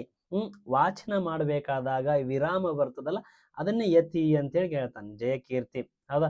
ಇನ್ನೊಂದು ನಮ್ಮ ಭಟ್ಟಕೇದಾರ ಬರ್ತಾನೆ. ಭಟ್ಟಕೇದಾರ ಅವ್ರು ಹೇಳ್ತಾರೆ, ಬಾರಿ ಮಜಾ ಹೇಳ್ತಾರ, ಯತಿರ್ವಿಚ್ಛೇದ ಸಂಜ್ಞತೆ. ಯತಿ ಅನ್ನೋದು ವಿಚ್ಛೇದ ಮಾಡುವಂತಹ ಸಂಜ್ಞೆ. ಅದನ್ನ ಎಲ್ಲಿ ಬಳಸ್ತೀವಿ ನಾವು? ಯತಿ ಅನ್ನೋದು ಅದೊಂದು ಚಿಹ್ನೆ ಇದ್ದಂಗ, ಅದು ಯಾವ್ದ್ರ ಚಿಹ್ನೆ? ವಿಚ್ಛೇದನ ಮಾಡೋದು ಚಿಹ್ನೆ ಇದ್ದಂಗ, ಅದೊಂದು ಸಂಜ್ಞೆ ಇದ್ದಂಗ ಅಂತ ಭಟ್ಟಕೇದಾರ ಹೇಳ್ತಾನೆ. ನಮ್ಮ ಹೇಮಚಂದ್ರ ಬರ್ತಾನೆ, ಶ್ರವ್ಯೋ ವಿರಾಮೋ ಯತಿ ಅಂದ್ರ ನಾವ್ ಕೇಳಿಸ್ಕೊಳ್ಬೇಕಾದಾಗ ಪದ್ಯವನ್ನ ಕೇಳಿಸ್ಕೊಳ್ಲಿಕ್ಕೆ ಅನುಗುಣವಾಗಿ ಅಲ್ಲಿ ವಿರಾಮ ಬರ್ತದ ನೋಡ್ರಿ, ಅದನ್ನೇ ಯತಿ ಅಂತ ಹೇಳಿ ಕರಿತೀವಿ. ನಮ್ಮ ಚಂದೋ ಮಂಜರಿ ಅಂತ ಹೇಳಿ ಒಂದು ಕೃತಿಯ ಲೇಖಕಾರದಲ್ಲಿ ಹೇಳ್ತಾರೆ, ಯತಿರ್ಜಿಹ್ವೇಷ್ಟ್ಯ ವಿಶ್ರಾಮ ಸ್ಥಾನಂ, ವಿಶ್ರಮ ಪಡೆಯುವ ಸ್ಥಾನದೊಳಗ ಬಳಕೆ ಮಾಡುವಂಥದ್ದೇ ಯತಿ ಅಂತ ಹೇಳ್ತಾನ. ಎರಡನೇ ನಾಗವರ್ಮ ವೆರಿ ಇಂಪಾರ್ಟೆಂಟ್. ಒಂದನೇ ನಾಗವರ್ಮ, ಎರಡನೇ ನಾಗವರ್ಮ ಮತ್ತು ಕವಿರಾಜ ಮಾರ್ಗ ಕನ್ನಡದ ಲಾಕ್ಷಣಿಕಾರರು ಇವ್ರು ಹೇಳಿದನ್ನ ನೀವು ನೆನಪಿಟ್ಕೊಳ್ಳೇಬೇಕು. ಕವಿರಾಜ ಮಾರ್ಗ ಯತಿ ಎಂಬುದು ಸಿರ್ವತಾಣಂ ಅಂತ ಹೇಳಿದ್ರೆ, ನಾಗವರ್ಮ ಯತಿ ಎಂಬುದು ಗಣನಿಯಮ ಪ್ರತತಿ ಉಸುರ್ಧಾಣಂ ಅಂತ ಹೇಳ್ತಾನೆ. ಎರಡನೇ ನಾಗವರ್ಮ 1042 ನಿಮ್ಗೆ ಗೊತ್ತಿರ್ತದೆ. ನಿಯತ ಸ್ಖಾನಂ ಪದ ವಿಸ್ಮೃತಿಯೊಳಾದ ವಿರಾಮಮ್ಮರಿಗೆ ಯತಿಯಕ್ಕುಂ, ಇದು ಸ್ವಲ್ಪ ವಿಸ್ತೃತವಾಗಿ ಹೇಳ್ತಾನ. ನಿಯತ ಸ್ಥಾನದಲ್ಲಿ ಯತಿ ಬರಬೇಕು, ಪದದ ವಿಸ್ಮೃತಿಯೊಳಗ ಅದು ವಿರಾಮವನ್ನ ನೀಡುವಂತಿರಬೇಕು, ಅಲ್ಲಿ ಅಂದ್ರೆ ಅಕ್ಕುಂ ಅಲ್ಲಿ ಇರಬೇಕು ಅಂತ ಹೇಳ್ತಾನ ಅವನು. ಯಾರು? ಎರಡನೇ ನಾಗವರ್ಮ. ಏನಂತ? ನಿಯತ ಸ್ಥಾನಂ ಪದ ವಿಸ್ಮೃತಿಯೊಳ್ ಆದ. ನೋಡಿ, ಯೊಳ್ ಅಂತ ಅಂದಾಗ ನಾವು ಅಳಗನ್ನಡ ವಿಭಕ್ತಿ ಪ್ರತ್ಯಯ ತಿಳ್ಕೊಳ್ಬೇಕು. ಒಳ್ ಅಂದ್ರೆ ಅಲ್ಲಿ ಅಂತ ಹೇಳಿ. ಪದ ವಿಸ್ಮೃತಿಯೊಳ್ಳಾದ ವಿರಾಮ ಮರಿಗೆ ಯತಿಯಕ್ಕುಂ, ಎರಡನೇ ನಾಗವರ್ಮ ಹೇಳುವಂಥದ್ದು. ಇನ್ನೊಂದು ನಮ್ಮ ಕೇಶಿರಾಜ ಬರ್ತಾನೆ. ಇದೊಂದು ವೆರಿ ಇಂಪಾರ್ಟೆಂಟ್, ನೆನಪಿಟ್ಕೊಂಡಿರ್ಬೇಕು. ಶಬ್ದಮಣಿ ದರ್ಪಣಂನ ಕರ್ತೃ ಕೇಶಿರಾಜ ತನ್ನ ಕೃತಿಯೊಳಗ ಶಬ್ದಮಣಿ ದರ್ಪಣದೊಳಗೆ ಏನ್ ಹೇಳ್ತಾನ? ವ್ಯತಿ ವಿಲಂಘನದಿಂದರಿದಲ್ತೆ ಕನ್ನಡಂ. ಅಬ್ಬಾ, ಯತಿಯ ವಿಲಂಘನ ಕುರಿತು ಹೇಳ್ತಾನೆ ಇವನು. ಯತಿಯ ವಿಲಂಘನವನ್ನು ಕುರಿತು ಹೇಳ್ತಾನೆ ನಮ್ಮ ಕೇಶಿರಾಜ. ಅದರಿಂದನೇ ಕನ್ನಡದ ಏನದು ಕನ್ನಡದ ಲಕ್ಷಣ ಅಂತ ಹೇಳ್ತಾನೆ. ಯತಿ ಅನ್ನೋದು ಕನ್ನಡಕ್ಕೆ ಎಷ್ಟು ಮಹತ್ವ ಅಂದ್ರೆ ಬೇಕು ಅಲ್ಲ, ಇವನ್ ಪ್ರಕಾರ ಬೇಕೇ ಬೇಕು ಅನ್ನೋದು ರೀತಿಯಲ್ಲಿ ಹೇಳ್ತಾ ಹೋಗ್ತಿದ್ದಾನೆ. ಇನ್ನು ನಮ್ಮ ಶ್ರೀ ವಿಜಯ ಹೇಳ್ತಾನೆ ಕವಿರಾಜ ಮಾರ್ಗದೊಳಗೆ ಇನ್ನೊಂದು, ಕಂಡ ಪ್ರಾಸಮನ ಅತಿಶಯಂ ಇದೆಂದು ಯತಿಯಂ ಮಿಕ್ಕರ್. ನೋಡ್ರಿ, ಇಲ್ಲಿ ಕಂಡ ಪ್ರಾಸದೊಳಗೆ ಬರ್ತದಲ್ಲ, ಪ್ರಾಸದ ಅತಿಶಯ ಅಂತ ಹೇಳ್ತಾರೆ ಕೆಲವೊಂದಿಷ್ಟು ಜನ ಯತಿ ಅಂತ ಹೇಳಿ. ಆದ್ರಿಂದ ಇದನ್ನ ಬಿಟ್ರು ಅಂತ ನಮ್ಮ ಶ್ರೀ ವಿಜಯ ಹೇಳ್ತಾ ಬರ್ತಾನೆ. ಇದು ಒಂದು ಸ್ವಲ್ಪ ಮನಸ್ಸಿಗೆ ನೋವು ಆಗ್ತದ. ಯಾಕಂದ್ರೆ ಮುಂದೆ ಬರುವಂತವ್ರು ಎಷ್ಟೋ ಜನ ಯತಿಯನ್ನು ಬಳಕೆನೇ ಮಾಡೋದಿಲ್ಲ. ನಡುಗನ್ನಡ ಸಾಹಿತ್ಯಕ್ಕೆ ಬಂದಾಗ ಯತಿ ಕಿಮ್ಮತ್ತೆ ಇಲ್ಲ ಅನ್ನೋಂಗೆ ಆಗ್ಬಿಡ್ತದೆ. ಯತಿ ಹೆಂಗೆ ನಿನಗೆ ಬೇಕಾದಂಗೆ. ಇನ್ನಂತೂ ಆ ಕೀರ್ತನಕಾರರೊಳಗೆ ಬಂದಾಗ ಈ ಕನಕದಾಸರ ಕೆಲವು ಕೃತಿಗಳೊಳಗೆ ಎರಡು ಅರ್ಥ ಕೊಡುವಂತದ್ದು ಪದ್ಯಗಳನ್ನ ರಚನೆ ಮಾಡ್ತಾರ ಅವ್ರು. ಒಂದ್ ಕಡೆ ಎತ್ತಿ ಕೊಟ್ರೆ ಒಂದ್ ರೀತಿ ಅರ್ಥ, ಇನ್ನೊಂದ್ ಕಡೆ ಎತ್ತಿ ಕೊಟ್ರೆ ಮತ್ತೊಂದ್ ರೀತಿ ಅರ್ಥ. ಆದ್ರೆ ಎರಡೂ ಅರ್ಥಗಳು ಬೇಕು ಅಂತಾನೆ ಹೇಳ್ತಾರ ಅವ್ರು. ಯತಿ ಅನ್ನೋದು ತನ್ನ ಛಂದಸ್ಸಿನೊಳಗೆ ತನ್ನ ಇದರನ್ನ ಕಳ್ಕೊಂಡಿಲ್ಲ ಇದುವರೆಗೂ. ಯತಿಗೆ ತನ್ನದೇ ಆದ ಸ್ಥಾನ ಇದೆ. ಇಷ್ಟು ನಾವು ತಿಳ್ಕೊಳ್ಬೇಕು. ಯತಿ ಅಂದ್ರೆ ಏನಪ್ಪಾ? ಅರ್ಥಕ್ಕೆ ಲೋಪ ಬಾರದಂತೆ ಉಸಿರನ್ನ ನಿಲ್ಲಿಸುವ, ತೆಗೆದುಕೊಳ್ಳುವ ಸ್ಥಾನ ಅಥವಾ ವಿರಾಮದ ಸ್ಥಾನ ಅಂತ ಹೇಳ್ಬೇಕಷ್ಟೇ ನಾವು. ವಿರಾಮ ಸ್ಥಳ. ಯತಿ ಯುಸಿರ್ಧಾಣಂ ಅಂತ ಹೇಳೋದು ಕವಿರಾಜ ಮಾರ್ಗಕಾರ. ನಮ್ಮ ನಾಗವರ್ಮ ಒಂದ್ ಮಾತು ಹೇಳ್ತಾನೆ, ಯತಿ ಎಂಬುದು ಗಣನಿಯಮ ಪ್ರತತಿ ಉಸುರ್ಧಾಣಂ ಅಂತ ಹೇಳಿ ಹೇಳ್ತಾನೆ. ಜಯದವ ವಿರಾಮೋ ಯತಿ ರೀತಿ, ಜಯಕೀರ್ತಿ ವಾಗ್ವಿರಾಮ ಅಂತ ಹೇಳ್ತಾನೆ. ಹೇಮಚಂದ್ರ ಶ್ರವ್ಯ ವಿರಾಮ ಅಂತ ಹೇಳ್ತಾನೆ. ಹೌದಾ? ಪಿಂಗಲ ಬಂದ ಯತಿರ್ ವಿಚ್ಛೇದ ಅಂತ ಹೇಳಿದ. ಜಯದೇವ ವಿರಾಮೋ ಯತಿ ಅಂದ, ಎಲ್ಲಿ ನಿಲ್ಲಿಸ್ತೀವಲ್ಪ ಅದ ಯತಿ ಅಂದ. ಜಯಕೀರ್ತಿ ವಾಗ್ವಿರಾಮ, ಎಲ್ಲಿ ನಿಲ್ಲಿಸ್ತೀವಲ್ಪ ಮಾತಾಡ್ಬೇಕಾದಾಗ ಎಲ್ಲಿ ನಿಲ್ಲಿಸ್ತೀವಲ್ಲ ಅದು ಯತಿ ಅಂತ ಜಯಕೀರ್ತಿ ಅಂದ. ಹೇಮಚಂದ್ರ ಹಂಗಲ್ ಸುಮ್ ಕುಂದ್ರು ಕೇಳಿಸ್ಕೊಳ್ಬೇಕಾದಾಗ ಎಲ್ಲಿ ನಿಲ್ಲಿಸ್ತೀವಲ್ಲ ಅದು ಯತಿ ಅಂತೇಳಿ ಕರೀತಾನೆ. ಇನ್ನು ಕೊನೆಯದು ಗಣ. ಕೊನೆಯದಲ್ಲ, ಇನ್ನೊಂದಿದೆ ವಡಿ ಅನ್ನೋದನ್ನ ನಾವು ಹೊಸದಾಗಿ ತೆಗೆದುಕೊಂಡು ಬಂದಿದ್ದೇನೆ. ಅದು ಆಕ್ಚುಲಿ ಛಂದಸ್ನೊಳಗೆ ಇಲ್ಲ, ನಿಮ್ಮ ಹೈಸ್ಕೂಲ್ ಪುಸ್ತಕದೊಳಗೆ. ಅದ್ರ ನಮ್ಮ ಡಿಗ್ರಿ ಪುಸ್ತಕದೊಳಗೆ ಬೇಕಾಗ್ತದ ನಮ್ಮ ಮಕ್ಕಳಿಗೆ. ಈಗ ನೀವೆಲ್ಲ ಹೈಸ್ಕೂಲ್ ಶಿಕ್ಷಕರಾಗೋರಿದ್ದೀರಿ, KE ಎಕ್ಸಾಮ್ ಬರೆಯೋರಿದ್ದೀರಿ. KE ಆದವ್ರು ಅಂದ್ರೆ ಹಂಗ ಸ್ವಲ್ಪ ಆಳವಾಗಿ ಪ್ರಶ್ನೆಗಳನ್ನ ಕೇಳ್ತಾ ಇರ್ತಾರ ಅವ್ರು, ಹೌದಿಲ್ಲ? ಆ ಗಣ ಅಂತ ಬಂತು. ಗಣ ಅಂದ್ರೆ ಏನು? ಗಣ ಅಂದ್ರೆ ಅಕ್ಷರದ ಅರ್ಥ ಏನಪ್ಪಾ? ಗುರುತು. ಪದದ ಅರ್ಥ ಅಕ್ಷರಶಃ ಅರ್ಥ ಗುಂಪು ಅಂತ ಅರ್ಥ. ನಮ್ದೊಂದು ಗಣ, ಹುಡುಗಿಯರ್ದೊಂದು ಗಣ, ಹುಡುಗರದೊಂದು ಗಣ, ಈ ತರಗತಿದೊಂದು ಗಣ, ಇಂಥದ್ದೊಂದು ಕನ್ನಡ ಶಿಕ್ಷಕರದೊಂದು ಗಣ, ಹೈಸ್ಕೂಲ್ ಶಿಕ್ಷಕರದೊಂದು ಗಣ, ಪ್ರೈಮರಿ ಶಿಕ್ಷಕರದೊಂದು ಗಣ, ಇಂಥ ಕ್ಲರ್ಕ್ಗಳದೊಂದು ಗಣ. ಗಣ ಅಂದ್ರೆ ಒಂದು ಗುಂಪು ಅಂತ. ಆದ್ರೆ ಇಲ್ಲಿ ಗುಂಪು ಆಗ್ತದ. ಯಾವ ರೀತಿ ಗುಂಪು? ಇಲ್ಲಿ ನೀವು ಒಂದು ಪದ್ಯವನ್ನ ಬರಿತೀರಿ. ಇಲ್ಲಿ ಪದ್ಯವನ್ನ ಬರೆದಾದ ಸಂದರ್ಭದೊಳಗ ಒಂದಿಷ್ಟು ಗಣಗಳನ್ನ ಮಾಡ್ತೀರಿ ನೀವು. ಇದು ಒಂದು ಗಣ, ಇದೊಂದು ಗಣ, ಇದು ಒಂದು ಗಣ, ಇದು ಒಂದು ಗಣ, ಆಯ್ತಾ? ಇಲ್ಲಿ ಕೊನೆಗೆ ಒಂದು ಕೊಟ್ಬಿಡೋಣಪ್ಪ, ಇದು ಒಂದು ಗಣ. ಈ ರೀತಿ ಗಣಗಳನ್ನ ಮಾಡ್ತಾ ಹೋಗ್ತೀರಿ ನೀವು, ಹೌದಿಲ್ಲ? ಈ ಗಣಗಳನ್ನ ಹೆಂಗ್ ಮಾಡ್ತೀರಿ ನೀವು? 3 ರೀತಿಯಲ್ಲಿ ಮಾಡ್ತೀರಿ. ಒಮ್ಮೆ ಅಕ್ಷರಗಳನ್ನ ಲೆಕ್ಕಕ್ಕೆ ಇಟ್ಕೊಂಡು ಮಾಡ್ತೀರಿ. 3 ಅಕ್ಷರಗಳಿಗೆ ಒಂದು ಗಣ ಮಾಡೋಣಪ್ಪ. ಮಾತ್ರೆಗಳನ್ನ ಇಟ್ಕೊಂಡು ಮಾಡ್ತೀರಿ. ಕೆಲವೊಮ್ಮೆ 3 ಮಾತ್ರೆಗೆ ಒಂದು ಮಾಡೋಣ. ಬೇಡಪ್ಪ 4 ಮಾತ್ರೆಗಳಿಗೆ ಒಂದು ಮಾಡೋಣ. ಬೇಡ 5 ಮಾತ್ರೆಗಳಿಗೆ ಒಂದು ಗಣ ಮಾಡೋಣ. ಬೇಡಪ್ಪ 3 4 ಮಾತ್ರೆಗಳಿಗೆ ಒಂದೊಂದು ಗಣ ಮಾಡೋಣ ಅಂತ ಹೇಳ್ತಾ ಹೋಗ್ತಾರೆ. ಹಿಂಗೆ ಗಣದ ವಿಧಗಳು ಮಾತ್ರೆಗಳಿಗೆ ಅನುಗುಣವಾಗಿ. ಇನ್ನು ಕೆಲವರು ಅಂಶಗಳಿಗೆ ಅನುಗುಣವಾಗಿ 2 ಅಂಶಗಳಿಗೆ ಒಂದು ಗಣ ಮಾಡ್ತಾರ, 3 ಅಂಶಗಳಿಗೆ ಒಂದು ಗಣ ಮಾಡ್ತಾರ, 4 ಅಂಶಗಳಿಗೆ ಒಂದು ಗಣ ಮಾಡ್ತಾರ. 2 ಅಂಶ ಇತ್ತಪ್ಪ ಅಂತಂದ್ರೆ ಅದು ಬ್ರಹ್ಮ, 3 ಅಂಶ ಇದ್ರೆ ಅದು ವಿಷ್ಣು ಆಗಿರ್ತದ, 4 ಅಂಶ ಇತ್ತಪ್ಪ ಅಂತಂದ್ರೆ ಅದು ರುದ್ರ ಗಣ ಆಗಿರ್ತದ. ಈಗ ಮುಂದೆ ಬರ್ತದ ಅಂತ ಹೇಳ್ತೇನೆ. ಈ ರೀತಿ ಗಣಗಳನ್ನು ವಿಭಾಗ ಮಾಡ್ತಾರಲ್ಲ, ಮುಗಿದು ಹೋಯ್ತು. ಒಂದು ಪದ್ಯದೊಳಗ ಗಣ ಅಂತ ಬರ್ತದ, ಗಣಗಳನ್ನು ನಾವು 3 ರೀತಿ ಮಾಡ್ತೇವೆ. ಅಕ್ಷರಗಳನ್ನು ಆಧಾರವಾಗಿ ಇಟ್ಕೊಂಡು ಗಣಗಳನ್ನು ವಿಭಾಗ ಮಾಡಿದರೆ ಅದನ್ನು ನಾವು ಅಕ್ಷರ ಗಣ ಅಂತೇಳಿ ಕರಿತೇವೆ. ಇದನ್ನು ನಾನು ಒಂದು ತರಗತಿಯಲ್ಲಿ ಚರ್ಚೆ ಮಾಡಿದ್ದೇನೆ. ಮಾತ್ರೆಗಳನ್ನ ಲೆಕ್ಕಕ್ಕೆ ಇಟ್ಕೊಂಡು ಗಣ ಮಾಡಿದರೆ ಮಾತ್ರ ಗಣ ಅಂತೇಳಿ ಕರಿತೇವೆ. ಅಂಶಗಳನ್ನ ಆಧಾರವಾಗಿ ಇಟ್ಕೊಂಡು ಗಣ ಮಾಡಿದ್ರೆ ಅಂಶಗಣ ಅಂತೇಳಿ ಕರಿತೇವೆ. ಸ್ನೇಹಿತರೆ, ಇಲ್ಲಿ ನಮ್ಮ ಮುಖ್ಯವಾಗಿ ನಾವು ತಿಳ್ಕೊಳ್ಬೇಕಾಗಿರೋದು ಏನಪ್ಪಾ ಅಂತಂದ್ರ ಮಾತ್ರಾ ಗಣದಲ್ಲಿ ಯಾವ್ಯಾವ ಬರ್ತಾವ, ಯಾವ್ಯಾವ ಛಂದಸ್ಸು ಮಾತ್ರ ಛಂದಸ್ಸುಗಳು ಬರ್ತಾವ, ಯಾವ್ಯಾವ ಪದ್ಯ ಜಾತಿಗಳು ಬರ್ತಾವ ತಿಳ್ಕೊಳ್ಬೇಕು. ಅಕ್ಷರಗಳನ್ನ ಲೆಕ್ಕಾಚಾರ ಇಟ್ಕೊಂಡು ಗುಂಪು ಮಾಡಿದಾಗ ಯಾವ್ಯಾವ ಗಣಗಳು ಬರ್ತಾವ, ಯಾವ ಪದ್ಯ ಜಾತಿಯಲ್ಲಿ ಬರ್ತಾವ ಅಂತ ತಿಳ್ಕೊಳ್ಬೇಕು. ಅಂಶಗಳ ಗಣಗಳು ಅಂತ ಬಂದಾಗ ಅಲ್ಲಿ ಯಾವ್ಯಾವ ಪದ್ಯ ಜಾತಿಗಳು ಬರ್ತಾವ ಅಂತೇಳಿ ತಿಳ್ಕೊಳ್ಬೇಕು. ಅರ್ಥ ಆಯ್ತಾ? ಬರಿಪ್ಪ ಈಗ ಮಾತ್ರಗಳನ್ನ ಲೆಕ್ಕಾಚಾರ ಇಟ್ಕೊಂಡು ಗುಂಪು ಮಾಡಿದ್ರೆ ಮಾತ್ರಗಣ. ಎಲ್ಲೆಲ್ಲಿ ನಾವು ಮಾತ್ರಗಳನ್ನ ಲೆಕ್ಕಾಚಾರ ಇಟ್ಕೊಂಡು ಮಾಡ್ತೀವಿ? ಕಂದ ಪದ್ಯದೊಳಗ. ಕಂದ ಪದ್ಯ ಹೆಂಗಿರ್ತೈತಿ? 4 ಸಾಲಿನ ಪದ್ಯ ಇರ್ತದ.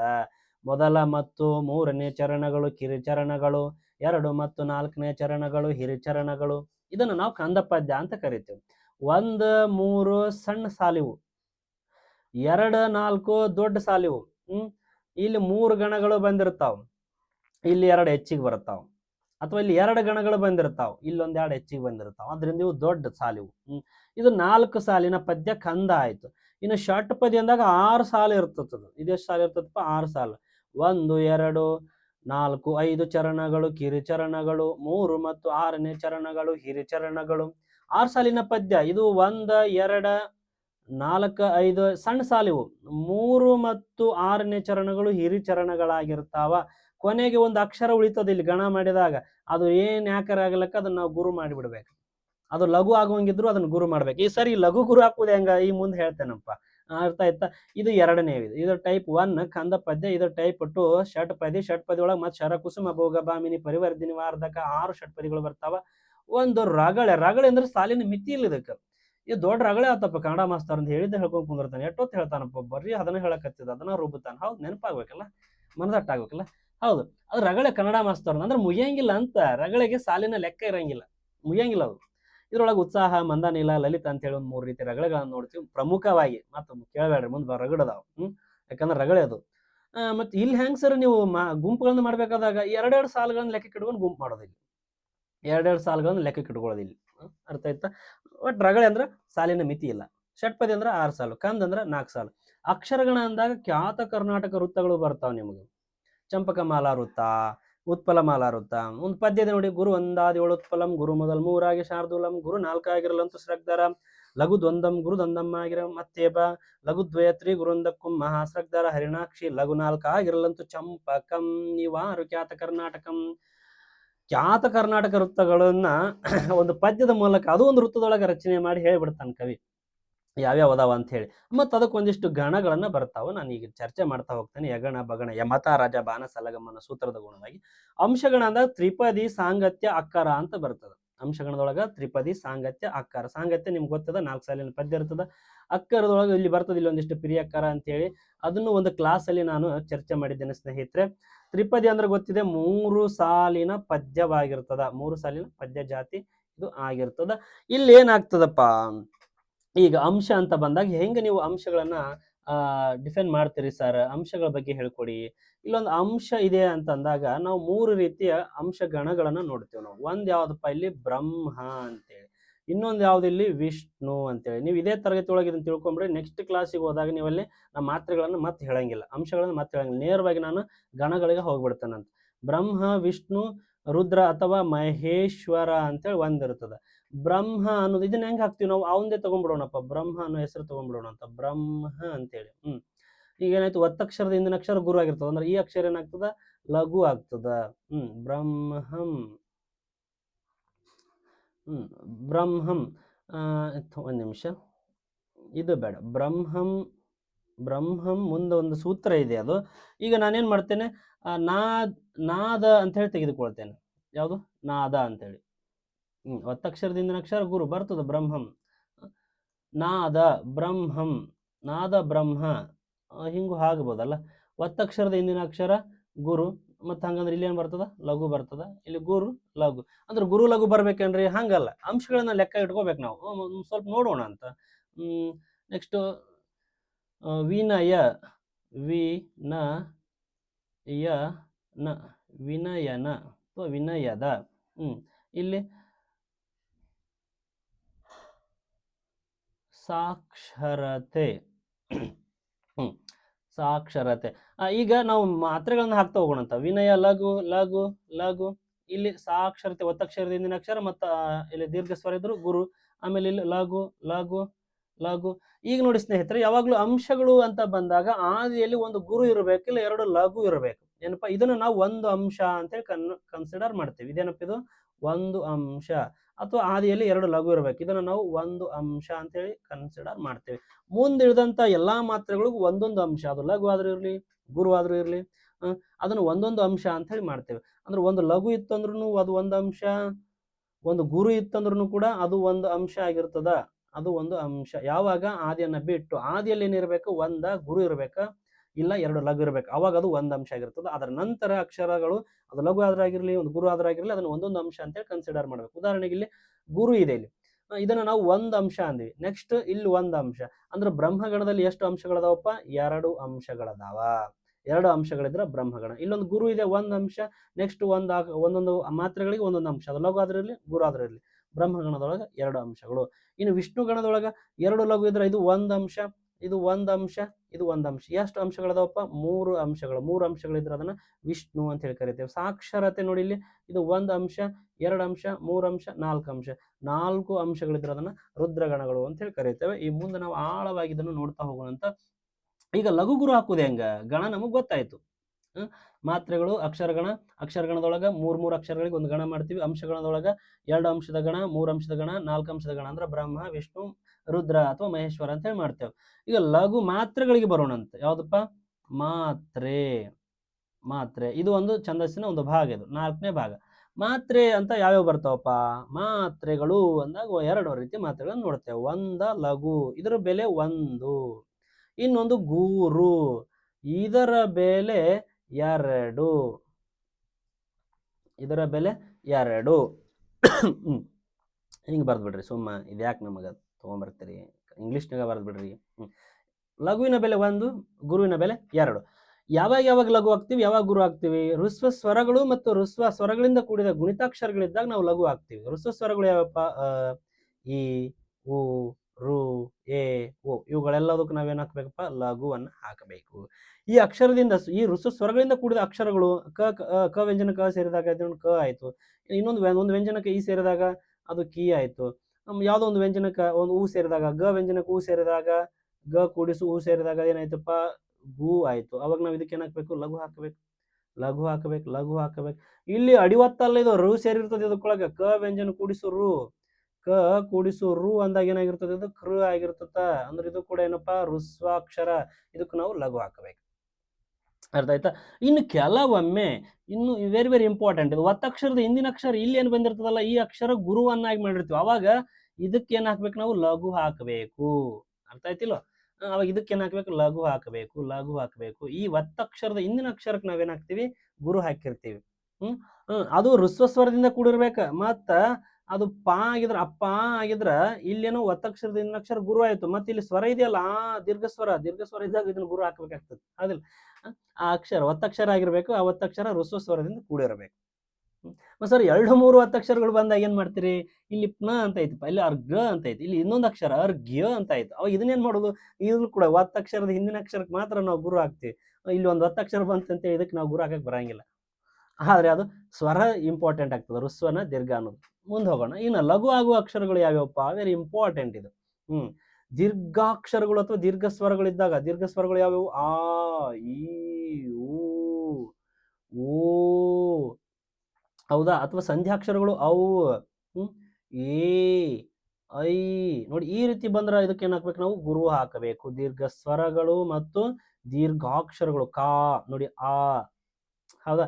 ಇನ್ನು ಸಂಯುಕ್ತ ಅಕ್ಷರದ ಹಿಂದಿನ ಅಕ್ಷರ, ಒತ್ತಕ್ಷರದ ಹಿಂದಿನ ಅಕ್ಷರ ಅಕ್ಷರ ಅಂತ ಐತಿ ನೋಡಿ, ಇಲ್ಲಿ ಅಕ ನಾವೇನ್ ಹಾಕ್ಬೇಕು, ಗುರು ಹಾಕ್ಬೇಕು. ಕದ ಹಿಂದಿನ ಅಕ್ಷರ ಶ ಅಡಿವತ್ತಾಗಿ ಬಂದದಲ್ಲಿ ಇದಕ್ಕ ನಾವು ಗುರು ಹಾಕ್ಬೇಕು. ಮತ್ತೆ ಕ್ಷ ಸರ, ಅದು ಒತ್ತಕ್ಷರ ಅಲ್ಲ, ಕ್ಷಜ್ಞ ಎರಡು ಸಂಯುಕ್ತ. ಏನದು, ನಮ್ಮ ಮೂಲಾಕ್ಷರಗಳು ಅನ್ಬೇಡ್ರಿ. ಮೂಲಾಕ್ಷರಗಳಿಗೆ ಸಂಬಂಧಪಟ್ಟಂಗ ಒಂದು ವಿಡಿಯೋ ತರಗತಿ ಮಾಡಿದೀನಿ, ಧ್ವನ್ಯಾಂಗಗಳು ಅಕ್ಷರ ಎಲ್ಲಿ ಹುಟ್ಟತಾವ ಏನ್ ಕತಿ ಅಂತ ಹೇಳಿ ನೋಡ್ಕೊಂಬರ್ರಿ. ಇದನ್ನ ನಾವು ತೆಗ್ದಿದೀವಿ. ಕ್ಷಜ್ಞ ಇಲ್ಲ, ಇಲ್ಲಿ ಎರಡು ವ್ಯಂಜನಗಳದಾವ, ಇಲ್ಲಿ ಕ ಮತ್ತು ಶ ಐತಿ ಇಲ್ಲಿ. ಆದ್ರಿಂದ ಇಲ್ಲಿ ಏನಾಗ್ತಿದ್ದು, ಕ್ಷ ಅಂತ ಆಯ್ತು. ಅಂದ್ರೆ ಒತ್ತಕ್ಷರ ಹೌದಿಲ್ಲ ಇದು. ಒತ್ತಕ್ಷರದ ಹಿಂದಿನ ಅಕ್ಷರ ಗುರು ಆಗ್ತದ. ಅನುಸ್ವಾರ ವಿಸರ್ಗಗಳಿಂದ ಕೂಡಿರುವ ಅಕ್ಷರಗಳು. ಅನುಸ್ವಾರದಿಂದ ಕೂಡಿರುವ ಅಕ್ಷರ ಬಂ, ವಿಸರ್ಗದಿಂದ ಕೂಡಿರುವ ಅಕ್ಷರ ದುಹು. ಇದಕ್ಕೆ ನಾವೇನ್ ಹಾಕ್ಬೇಕು? ಗುರು ಹಾಕಬೇಕು. ವ್ಯಂಜನಾಕ್ಷರದ ಹಿಂದಿನ ಅಕ್ಷರ ನೋಡಿ, ಈ ಒಳ್ಳ ಅಂತಿದೆಯಲ್ಲ, ಇವೆರಡರ ಮಧ್ಯದಲ್ಲಿ ಅಥವಾ ಹಿಂದಿನ ಅಕ್ಷರಕ್ಕೆ ನಾವೇನ್ ಹಾಕ್ಬೇಕು? ಗುರು ಹಾಕಬೇಕು. ಮತ್ತ ಈ ಯಾವ್ದಪ್ಪ, ರುದ್ಯಾಕ್ಷರಗಳು ಅಥವಾ ಸಂಧ್ಯಾಕ್ಷರಗಳು, ಐ ಮತ್ತು ಅವುಗಳಿಂದ ಕೂಡಿರುವ ಅಕ್ಷರಗಳು ಗೈ, ಅವು, ಇವಕ್ಕೂ ನಾವು ಗುರು ಹಾಕ್ತಿವಿ. ಈಗ ಒಂದು ಅಕ್ಷರ ಗುರು ಆಗ್ಲಿಕ್ಕೆ 2-3 ಕಾರಣಗಳಿರ್ತಾವ. ಶಾಸ್ತ್ರ ನೋಡಿ, ಇಲ್ಲಿ ಶಾ ದೀರ್ಘ ಸ್ವರ ಐತಿ, ಗುರು ಹಾಕಬೇಕು. ಸ್ತ್ರ ಒತ್ತಕ್ಷರದಿಂದ ಅಕ್ಷರ ಐತಿ, ಗುರು ಹಾಕಬೇಕು. ಅವಾಗ ಇಲ್ಲಿ 2 ಗುರು ಹಾಕಕ್ ಬರಂಗಿಲ್ರಿ, ಒಂದೇ ಗುರು ಹಾಕಬೇಕು, ಹೌದಿಲ್ಲ? ಇಲ್ಲೊಂದು ಉದಾಹರಣೆ ನೋಡಿ, ಇಲ್ಲಿ ಅನುಸ್ವಾರ ಐತಿ, ಅದಕ್ಕ 1 ಗುರು ಹಾಕಬೇಕು. ದೀರ್ಘಸ್ವರ ಐತಿ, ಅದಕ್ಕ 1 ಗುರು. ಒತ್ತಕ್ಷರದಿಂದ ಅಕ್ಷರ 1 ಗುರು. 3 ಗುರು ಹಾಕಕ್ ಬರಂಗಿಲ್ರಿ, ಒಂದೇ ಗುರು ಹಾಕಬೇಕು. ಅಂದ್ರೆ ಉಳಿದ ಅಕ್ಷರ ಏನಾಗ್ತಾವಪ್ಪ? ಇದು ಲಘು ಆಗ್ತದ, ಲಘು ಆಗ್ತದ, ಇದು ಲಘು ಆಗ್ತದ, ಲಘು ಆಗ್ತದ, ಲಘು ಲಘು ಲಘು ಲಘು, ಬರು ಲಘು, ಮರ ಲಘು, ಮೇ ಲಘು, ಲಘು ಲಘು, ಸ್ತ್ರ ಲಘು ಲಘು. ನೋಡಿ, ಇಲ್ಲಿ 2 ಒತ್ತಕ್ಷರ ಅದಾವ ಅಂತೇಳಿ ಒಂದ ಒತ್ತಕ್ಷರ ಇದಕ್ಕಾಯ್ತ್ರಿ, ಇನ್ನೊಂದು ಇದಕ್ಕಾಯ್ತ್ರಿ ಅನ್ನಕ್ ಬರಂಗಿಲ್ಲ. ಅರ್ಥ ಆಯ್ತಾ? ಇದು ಗುರು ಆಗುದು. ಇದನ್ನ ಸ್ವಲ್ಪ ನಿಧಾನವಾಗಿ ತಾಳ್ಮೆಯಿಂದ ನೋಡಿ ಕಲೀರಿ, ಯಾಕಂದ್ರೆ ಇದೇ ಇಂಪಾರ್ಟೆಂಟ್ ಛಂದಸ್ನೊಳಗೆ ಲಘು ಗುರು ಹಾಕೋದು. ಇನ್ನು ಕೊನೆಯದಾಗಿ ಮಾತ್ರ ಆಯ್ತು ವಡಿ ಅಂತ ಒಂದು ಉಳಿತು. ಯಾವ್ದು ಉಳಿತಪ್ಪ? ವೆರಿ ಗುಡ್, ವಡಿ ಅಂತೇಳಿ ಉಳಿತು. ವಡಿ ಅಂದ್ರೆ ಬೇರೆ ಏನಲ್ಲ, ಇದು ಹಾಡುಗಬ್ಬದ ಮಟ್ಟೊಳಗೆ ಬರ್ತದ. ಈಗ ಒಂದು ಪಾದ ಇರ್ತದ, ಪಾದ ಅಂದ್ರೆ ಗೊತ್ತೈತಲ್ಪ, ಚರಣ ಅಂತ ಮತ್ತೆ ಸಾಲು ಅಂತ. ಪಾದ ಅಂದ್ರೆ ತೆಳಗ್ ನೋಡ್ಬೇಡ್ರಿ, ಪದ್ಯದ ಪ್ರತಿಪಾದ ಅಂತ ಹೇಳಿ ಕರಿತೀವಿ ನಾವು. ಒಂದು ಪದ್ಯ ಯಾವ್ದಪ್ಪ? ಇಲ್ಲೊಂದು ತ್ರಿಪದಿ ತಂದ ನೋಡಿ. ಆಡಿ ಬಾಯನ ಕಂದ ಅಂಗಾಲ ತೊಳೆದೇನ ತೆಂಗಿನ ಕಾಯಿ ತಿಳಿ ನೀರ. ಇಲ್ಲೊಂದು ಪದ್ಯ ಐತಿ, ಒಂದು ತ್ರಿಪದಿ. ಯಾವ್ದಾದ್ರು ತಗೊಳ್ರಿ, ಆರವಂ ನಿರ್ಜಿತ ಕಂಠೀರವರಂ ಅದಾದ್ರೂ ತಗೊಳ್ರಿ, ಅದೊಂದು ಪದ್ಯ. ಆ ಪದ್ಯದ ಸಾಲಿನ ಮೊದಲ ಅಕ್ಷರ ಪಾದದ ನಡುವೆ ಯತಿ ಬಂದ ಕೂಡಲೇ ಯತಿ ಆದ ನಂತರ ವಾಪಸ್ ನಾವು ಅದೇ ಸಾಲನ್ನು ಓದಬೇಕು. ಅಂದ್ರೆ ಅದನ್ನ ನಾವ್ ಏನಂತ ಕರಿತೀವಪ್ಪ? ವಡಿ ಅಂತ ಹೇಳಿ ಕರಿತೇವೆ. ಅರ್ಥ ಆಗ್ಲಿಲ್ಲ? ವೆರಿ ಗುಡ್, ಅರ್ಥ ಆಗಂಗಿಲ್ಲ ಅದು, ಈಗ ಅರ್ಥ ಆಗ್ತದ ನೋಡ್ರಿ. ಇಲ್ಲೊಂದು ಪದ್ಯ ಐತಿ. ಎಷ್ಟು ಸಾಲಿನ ಪದ್ಯ ಅದು? ತ್ರಿಪದಿ ಅಂದ್ರ, ತ್ರಿಪದಿ ಅಂದ್ರ 3 ಸಾಲಿನ ಪದ್ಯ, ದ್ವಿಪದಿ ಅಂದ್ರೆ 2 ಸಾಲು, ಚೌಪದಿ ಅಂದ್ರೆ 4 ಸಾಲು, ಕಂದ 4 ಸಾಲು, ಷಟ್ಪದಿ 6 ಸಾಲು. ಆಡಿ ಬಾಯನ ಕಂದ ಅಂಗಾಲ ತೊಳೆದೇನ, ಆಡಿ ಬಾಯನ ಕಂದ ಅಂಗಾಲ ತೊಳೆದೇನ. ನೋಡಿ, ಇಲ್ಲಿ ಅಂಗಾಲ ತೊಳೆದೇನ ಅಂದಾಗ ಏನ್ ಇಲ್ಲಿ ಚಿಹ್ನೆ ಬಂದದಲ್ಲ, ಇದನ್ನ ಯತಿ ಅಂತ ಹೇಳಿ ಕರಿತೇವೆ. ಏನಂತ ಕರಿತೀವಪ್ಪ? ಯತಿ ಅಂತ ಹೇಳಿ ಕರಿತೇವೆ. ಆಡಿ ಬಾಯನ ಕಂದ, ಆಡಿ ಬಾಯನ ಕಂದ ಅಂಗಾಲ ತೊಳೆದೇನ ತೆಂಗಿನಕಾಯಿ ತಿಳಿ ನೀರ, ತೆಂಗಿನಕಾಯಿ ತಿಳಿ ನೀರ ತಕ್ಕೊಂಡು ಬಂಗಾರ ಮಾರಿ ತೊಳೆದೇನ. ತಲೆಗೆ ಹೋಯ್ತೇನಪ್ಪ? ಲೆಕ್ಕ ಇರುತ್ತ? ಲೆಕ್ಕ ಇರ್ಲಿಲ್ಲ ಸರ್, ಅದ ಅರಿಯಂಗಿಲ್ಲ ಅದು. ಇಲ್ಲಿ ನೋಡ್ರಿ, ಆಡಿ ಬಾಯನ ಕಂದ ಅಂದಾದ ನಂತರ ಮಾತು ವಾಪಸ್ ಆಡಿ ಬಾಯನ ಕಂದ ಅಂಗಾಲ ತೊಳೆದೇನ ತೆಂಗಿನಕಾಯಿ ತಿಳಿ ನೀರ, ಯತಿ ಬಂತು. ತೆಂಗಿನಕಾಯಿ ತಿಳಿ ನೀರ ತಕ್ಕೊಂಡು ಬಂಗಾರ ಮೋರೆ ತೊಳೆದೇನ. ನೋಡಿ ಸ್ನೇಹಿತರೆ, ಯತಿ ಬಂದಾಗ ಒಮ್ಮೆ ನಾನು ಮೊದಲಿನ ಸಾಲ ಹಾಡ್ತಿದ್ದೆ, ಅರ್ಥ ಆಯ್ತಾ? ಆಡಿ ಬಾಯಿನ ಕಂದ ಅಂದಾದ ನಂತರ ಮತ್ ವಾಪಸ್ ಆಡಿ ಬಾಯಿನ ಕಂದ ಅಂತಿದ್ದೆ. ಅಂದ್ರೆ ಒಮ್ಮೆ ಯತಿ ಬಂದಾಗ ವಾಪಸ್ ಪುನಃ ಪ್ರಾರಂಭದ ಮತ್ ನೋಡಿ ಆ ಸಾಲಿನ ಪ್ರಾರಂಭದ ಅಕ್ಷರವನ್ನು ಹೇಳ್ಬೇಕು ನಾನು. ಈಗ ಹೋಯ್ತಾ? ಒಂದು ಪದ್ಯದ ಸಾಲನ್ನ ವಾಚನ ಮಾಡ್ಬೇಕಾದಾಗ ಅಲ್ಲಿ ಯತಿ ಬಂತು ಅಂದಾಗ ಉಸಿರು ನಿಲ್ಲಿಸಿ ಮುಂದಿನ ಓದೋದಲ್ಲ, ಹಿಂದ್ ಬರ್ಬೇಕು. ಒಂದಕ್ಕಿಂತ ಮೊದಲಿಂದ ಏನ್ ಚಲೋ ಮಾಡಿರ್ತೀವಲ್ಲ, ಪಾದದ ಮೊದಲ ಅಕ್ಷರ ಏನಿರ್ತದಲ್ಲ, ಅಲ್ಲಿ ನಾವು ಕೂಡಲೇ ಅದನ್ನ ಸಂಘಟಿಸ್ಬೇಕು. ಅದನ್ನ ನಾವು ಸಂಘಟಿಸ್ಬೇಕು, ಅದನ್ನ ವಾಪಸ್ ಓದ್ಕೊಂಡ್ ಬರ್ಬೇಕು. ಅದನ್ನ ನಾವು ಯತಿ ಅಂತ ಹೇಳಿ ಕರಿತೇವೆ. ಇನ್ನೂ ಅರ್ಥ ಆಗ್ಲಿಲ್ಲ? ಅರ್ಥ ಆಗ್ಲಿಲ್ಲ ಏನಪ್ಪಾ? ಅರ್ಥ ಆಗ್ತದ, ವೆರಿ ಗುಡ್. ಮತ್ ಇಲ್ಲಾಂದ್ರೆ ನೋಡ್ರಿ, ಯಾವಾಗ್ಲೂ ಇಲ್ಲಿ ಆ ಎನ್ನುವ ಸ್ವರ ಐತಂದ್ಮೇಲೆ ಇಲ್ಲಿ ಅ ಎನ್ನುವ ಸ್ವರ ಬಂದಿರ್ತದ. ಆಡಿ ಬಾಯಿನ ಕಂದ ಅಂಗಾಲ ತೊಳೆದೇನ. ನೋಡಿ ಇಲ್ಲಿ ಆ ಅಂದಾಗ ವಾಪಸ್ ಓದ್ಕೊಂಡ್ ಬಂದೆ, ಮತ್ ಇಲ್ಲಿ ಅ ಎನ್ನುವ ಸ್ವರ ಇಲ್ಲಿ ಸಂಘಟನೆ ಆಯ್ತು. ಅಂದ್ರೆ ಅದೇ ಸಾಲಿನ ಮೊದಲ ಅಕ್ಷರ ಇಲ್ಲಿ ಸಂಘಟನೆ ಆಗಬೇಕು. ಇಲ್ಲಿ ತೆಂಗಿನ ಅಂದಾಗ ಮತ್ ಇಲ್ಲಿ ತ ಬಂತು, ನೋಡ್ರಿ ಇಲ್ಲಿ ಅದೇ ಅಕ್ಷರ ಬಂತು. ತಕ್ಕೊಂಡು ಅಂತ ಹೇಳಿ ಬಂತು. ಅರ್ಥ ಆಯ್ತಾ? ಒಮ್ಮೆ ವಾಚಿಸ್ಕೊಂಡು ಬಂದೆ, ಮತ್ ನೋಡು ತೆಂಗಿನಕಾಯಿ ತಿಳಿ ನೀರ ಅಂದಾಗ ತೆಂಗಿನಕಾಯಿ ತಿಳಿ ನೀರ ತಕ್ಕೊಂಡು ನೋಡಿ ತ ಅನ್ನೋದೇನಲ್ಲಿ ಎತ್ತಿ ಸಂಘಟನೆ ಆಯ್ತು. ಇದೇ ಅಕ್ಷರ ಸಂಘಟನೆ ಆಯ್ತು. ಪಾದದ ಮೊದಲ ಅಕ್ಷರ ಪಾದದ ನಡುವೆ ಬರುವ ಎತ್ತಿ ಸ್ಥಾನವಾದ ಕೂಡಲೇ ಸಂಘಟನೆ ಆಗಬೇಕು. ಅದನ್ನ ನಾವೇನಂತ ಕರಿತೀವಪ್ಪ? ವಡಿ ಅಂತೇಳಿ ಕರಿತೇವೆ. ವಡಿ ಅನ್ನೋದು ಛಂದೋ ವಿಷಯ ಕನ್ನಡ ಛಂದೋ ಗ್ರಂಥಗಳಲ್ಲಿ ಮೊದಲು ಕಂಡು ಬರೋದು ಯಾರ ಕೃತಿ ಒಳಗ ಅಂದ್ರೆ ನಮ್ಮ ಈಶ್ವರ ಕವಿ ಕಾಲ 1500. ಈ ಪುಣ್ಯಾತ್ಮನ ಕವಿ ಜೌಹಾಬಂಧನ ಎನ್ನುವ ಕೃತಿಯೊಳಗೆ ನಾವು ಈ ಒಡಿಯ ಪ್ರಸ್ತಾಪ ಕಾಣ್ತೀವಿ. ಅಲ್ಲಿವರೆಗೂ ಇಲ್ವೇ ಇಲ್ಲ. ಕವಿರಾಜ ಮಾರ್ಗಕಾರ ನಮ್ಮ ಮೊದಲ ಲಾಕ್ಷಣಿಕಾರ ಶ್ರೀ ವಿಜಯ ಇಲ್ಲ, 1ನೇ ನಾಗವರ್ಮ ಇಲ್ಲ, 2ನೇ ನಾಗವರ್ಮ ಇಲ್ಲ, ಅಥವಾ ಜಯದೇವ, ಜಯಕೀರ್ತಿ, ಅಥವಾ ಅಲ್ಲಿ ಸಂಸ್ಕೃತ ಬೇಡ, ನಾವು ಕನ್ನಡದೊಳಗೆ ನೋಡೋಣಂತ. ಕನ್ನಡದ ಛಂದೋ ಗ್ರಂಥಗಳಲ್ಲಿ ನಮಗೆ ಒಡಿ ಕಂಡು ಬಂದಿದ್ದು ಎಲ್ಲಿಪ್ಪ ಅಂದ್ರೆ ಈಶ್ವರ ಕವಿ ಜೌಹಾಬಂಧನ ಎನ್ನುವ ಕೃತಿಯಲ್ಲಿ ಪ್ರಶ್ನೆ ಆಗಿದೆ ಸ್ನೇಹಿತರೆ. ಈತ ಇದು ಬಿಡ್ರಿ, ನಮ್ ಕನಕದಾಸರು ಹೇಳ್ತಾರ ತಮ್ಮ ಮೋಹನ ತರಂಗಿಣಿ ಒಳಗ ಒಡಿ ಕುರಿತಂತೆ ಒಂದು ಮಾತು ಹೇಳ್ತಾರ. ವಡಿ, ಪ್ರಾಸ, ಗಣ ಇವೆಲ್ಲ ನೇಮ ಇವೆಲ್ಲದಾವಲ್ಲ, ವಡಿ ಪ್ರಾಸ ಗಣ ನೇಮವು ಚಿತ್ತಾರ್ಥ ಲಕ್ಷಣವಿಡಿ ಕಿರಿದಿಹ ಭಾವಚಿತ್ರ. ನೋಡ್ರಿ, ವಡಿ ಪ್ರಾಸ ಗಣ ನೇಮವು ಚಿತಾರ್ಥ ಲಕ್ಷಣವಿಡೀ ಕಿರಿದಿಹ ಭಾವಚಿತ್ರ. ನೋಡಿ, ಇವಕ್ಕೆಲ್ಲ ಭಾವಚಿತ್ರ ಇದ್ದಂಗಿದು. ಯಾವ್ದ್ರ ಭಾವಚಿತ್ರ ಹೇಳ್ತಾವ? ಇಡೀ ಪದ್ಯದ ಭಾವಚಿತ್ರವನ್ನ ಒಂದು ವಡಿ, ಪ್ರಾಸ, ಗಣ ಇವು ಹೇಳ್ತಾವ ಅಂತ ಹೇಳ್ತಾನೆ ಕನಕದಾಸರು. ಅಂದ್ರೆ ಅದ್ರ ಮಹತ್ವ ಎಷ್ಟಿತ್ತು ಅಂತ. ಹೌದಿಲ್ಲ? ಪ್ರಾಸ, ಗಣ ಅಷ್ಟೇ ಅಲ್ಲ, ಅದರ ಜೊತೆ ಒಡಿ ಅನ್ನುವಂಥದ್ದು ಸೇರಿಸಿದ್ದಾರೆ ಕನಕದಾಸರು. ಮತ್ತ ಇನ್ನೊಬ್ರು ಹೇಳ್ತಾರ, ಸಾನಂದ ಗಣೇಶ ಅನ್ನೋರ ಸಂಗತಿದೊಳಗೆ ಹೇಳ್ತಾ ಹೋಗ್ತಾರ, ಚಂದವಲಂಕಾರ ಹೊಂದಿದ ವಡಿ ಪ್ರಾಸಂ, ಚಂದವಲಂಕಾರ ಹೊಂದಿದ ವಡಿ ಪ್ರಾಸಂ ಬಿಂದುವೆಂದಿ ಗಣಸೀಮಾ. ಎಷ್ಟು ಒಡಿ ಕುರಿತಂತೆ ಅದ್ಭುತ ಮಾತನ್ನ ಹೇಳ್ತಾರೆ.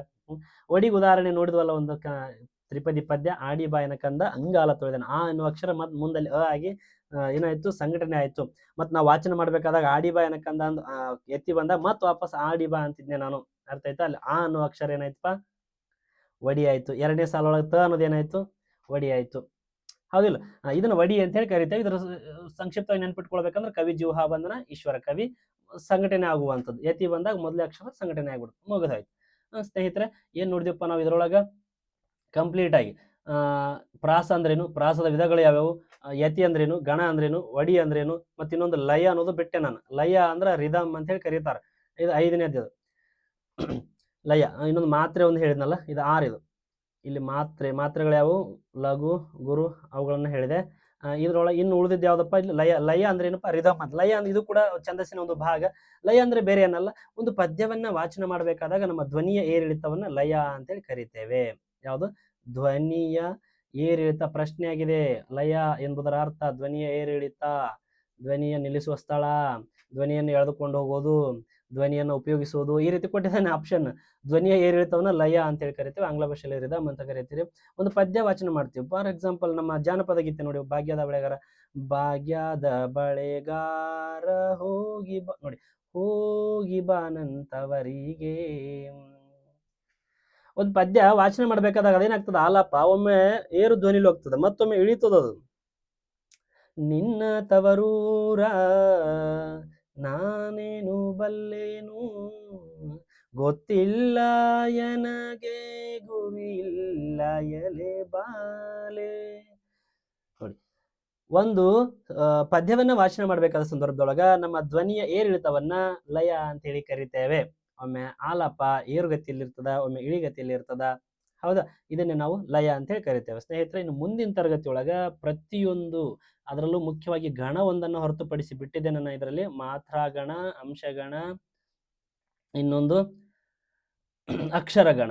ಈ 3 ಗಣಗಳನ್ನು ನಾವು ಸ್ಥೂಲವಾಗಿ ಅಭ್ಯಾಸ ಮಾಡ್ತಾ ಹೋಗೋಣ. ಮುಂದಿನ ವಿಡಿಯೋ ತರಗತಿಯಲ್ಲಿ ಈಗಾಗಲೇ ಮಾಡಿದ್ದೇನೆ, ಅದನ್ನು ನೀವು ನೋಡ್ಕೊಂಡು ಬರಬಹುದು. ಯಾವ್ದಪ್ಪ? ಈ ಗಣದ ಅಂತ ಬಂದಾಗ ಅಕ್ಷರಗಣ ಅಂತ ಬರ್ತದ, ಅಂಶಗಣ ಅಂತ ಬರ್ತದ, ಮಾತ್ರಾಗಣ ಅಂತೇಳಿ ಬರ್ತದ. ಇಲ್ಲಿ ನಾನೇನ್ ಮಾಡಿದ್ದೀನಪ್ಪ, ಮಾತ್ರಾಗಣದೊಳಗ ಕಂದ ಪದ್ಯ ಅಂದ್ರೇನು, ಅದರ ಲಕ್ಷಣಗಳೇನು, ಷಟ್ಪದಿ ಅಂದ್ರೇನು, ಅದರ ಲಕ್ಷಣಗಳೇನು, ರಗಳೆ ಅದರ ಲಕ್ಷಣಗಳು, ಅದರ ವಿಧಗಳು, ಷಟ್ಪದಿಯಲ್ಲಿ ಶರಕುಸುಮ, ಭೋಗ, ಭಾಮಿನಿ, ಪರಿವರ್ಧಿನಿ, ವಾರ್ಧಕ, ಇವೆಲ್ಲವುಗಳನ್ನು ನಾನು ಚರ್ಚೆ ಮಾಡ್ತಾ ಹೋಗಿದ್ದೇನೆ. ಸ್ನೇಹಿತರೆ, ನಾನು ನಿಮ್ಮ ಪ್ರೀತಿಯ ಕನ್ನಡ ಮೇಷ್ಟ್ರು ಮಾರುತಿ ಕೆ ಛತ್ತಾರ್. ತಮಗೆಲ್ಲರಿಗೂ ಧನ್ಯವಾದಗಳು. ಯಾರು ಚಾನಲ್ನ ಮೊದಲೇ ಬಾರಿಗೆ ವೀಕ್ಷಣೆ ಮಾಡ್ತಿದ್ದೀರಿ, ಸಬ್ಸ್ಕ್ರೈಬ್ ಮಾಡ್ಕೊಂಡು ವೀಕ್ಷಣೆ ಮಾಡಿ, ಮತ್ತೊಬ್ಬರಿಗೆ ಜ್ಞಾನವನ್ನು ಹಂಚಿಕೆ ಮಾಡಿ, ಈ ವಿಡಿಯೋ ಶೇರ್ ಮಾಡಿ, ಅವರು ಕೂಡ ಕಲೀಲಿ. ಯಾಕಂದ್ರೆ ಜ್ಞಾನ ಅಮೃತಕ್ಕೆ ಸಮಾನ. ನಾವು ಅದನ್ನ ಹಂಚ್ಕೊಳ್ಬೇಕು, ಹಂಚ್ಕೊಂಡಷ್ಟು ಅದರ ಸ್ವಾದ ಹೆಚ್ಚಾಗ್ತಾ ಹೋಗ್ತದೆ. ಮತ್ತೆ ಭೇಟಿ ಆಗೋಣ. ಧನ್ಯವಾದಗಳು.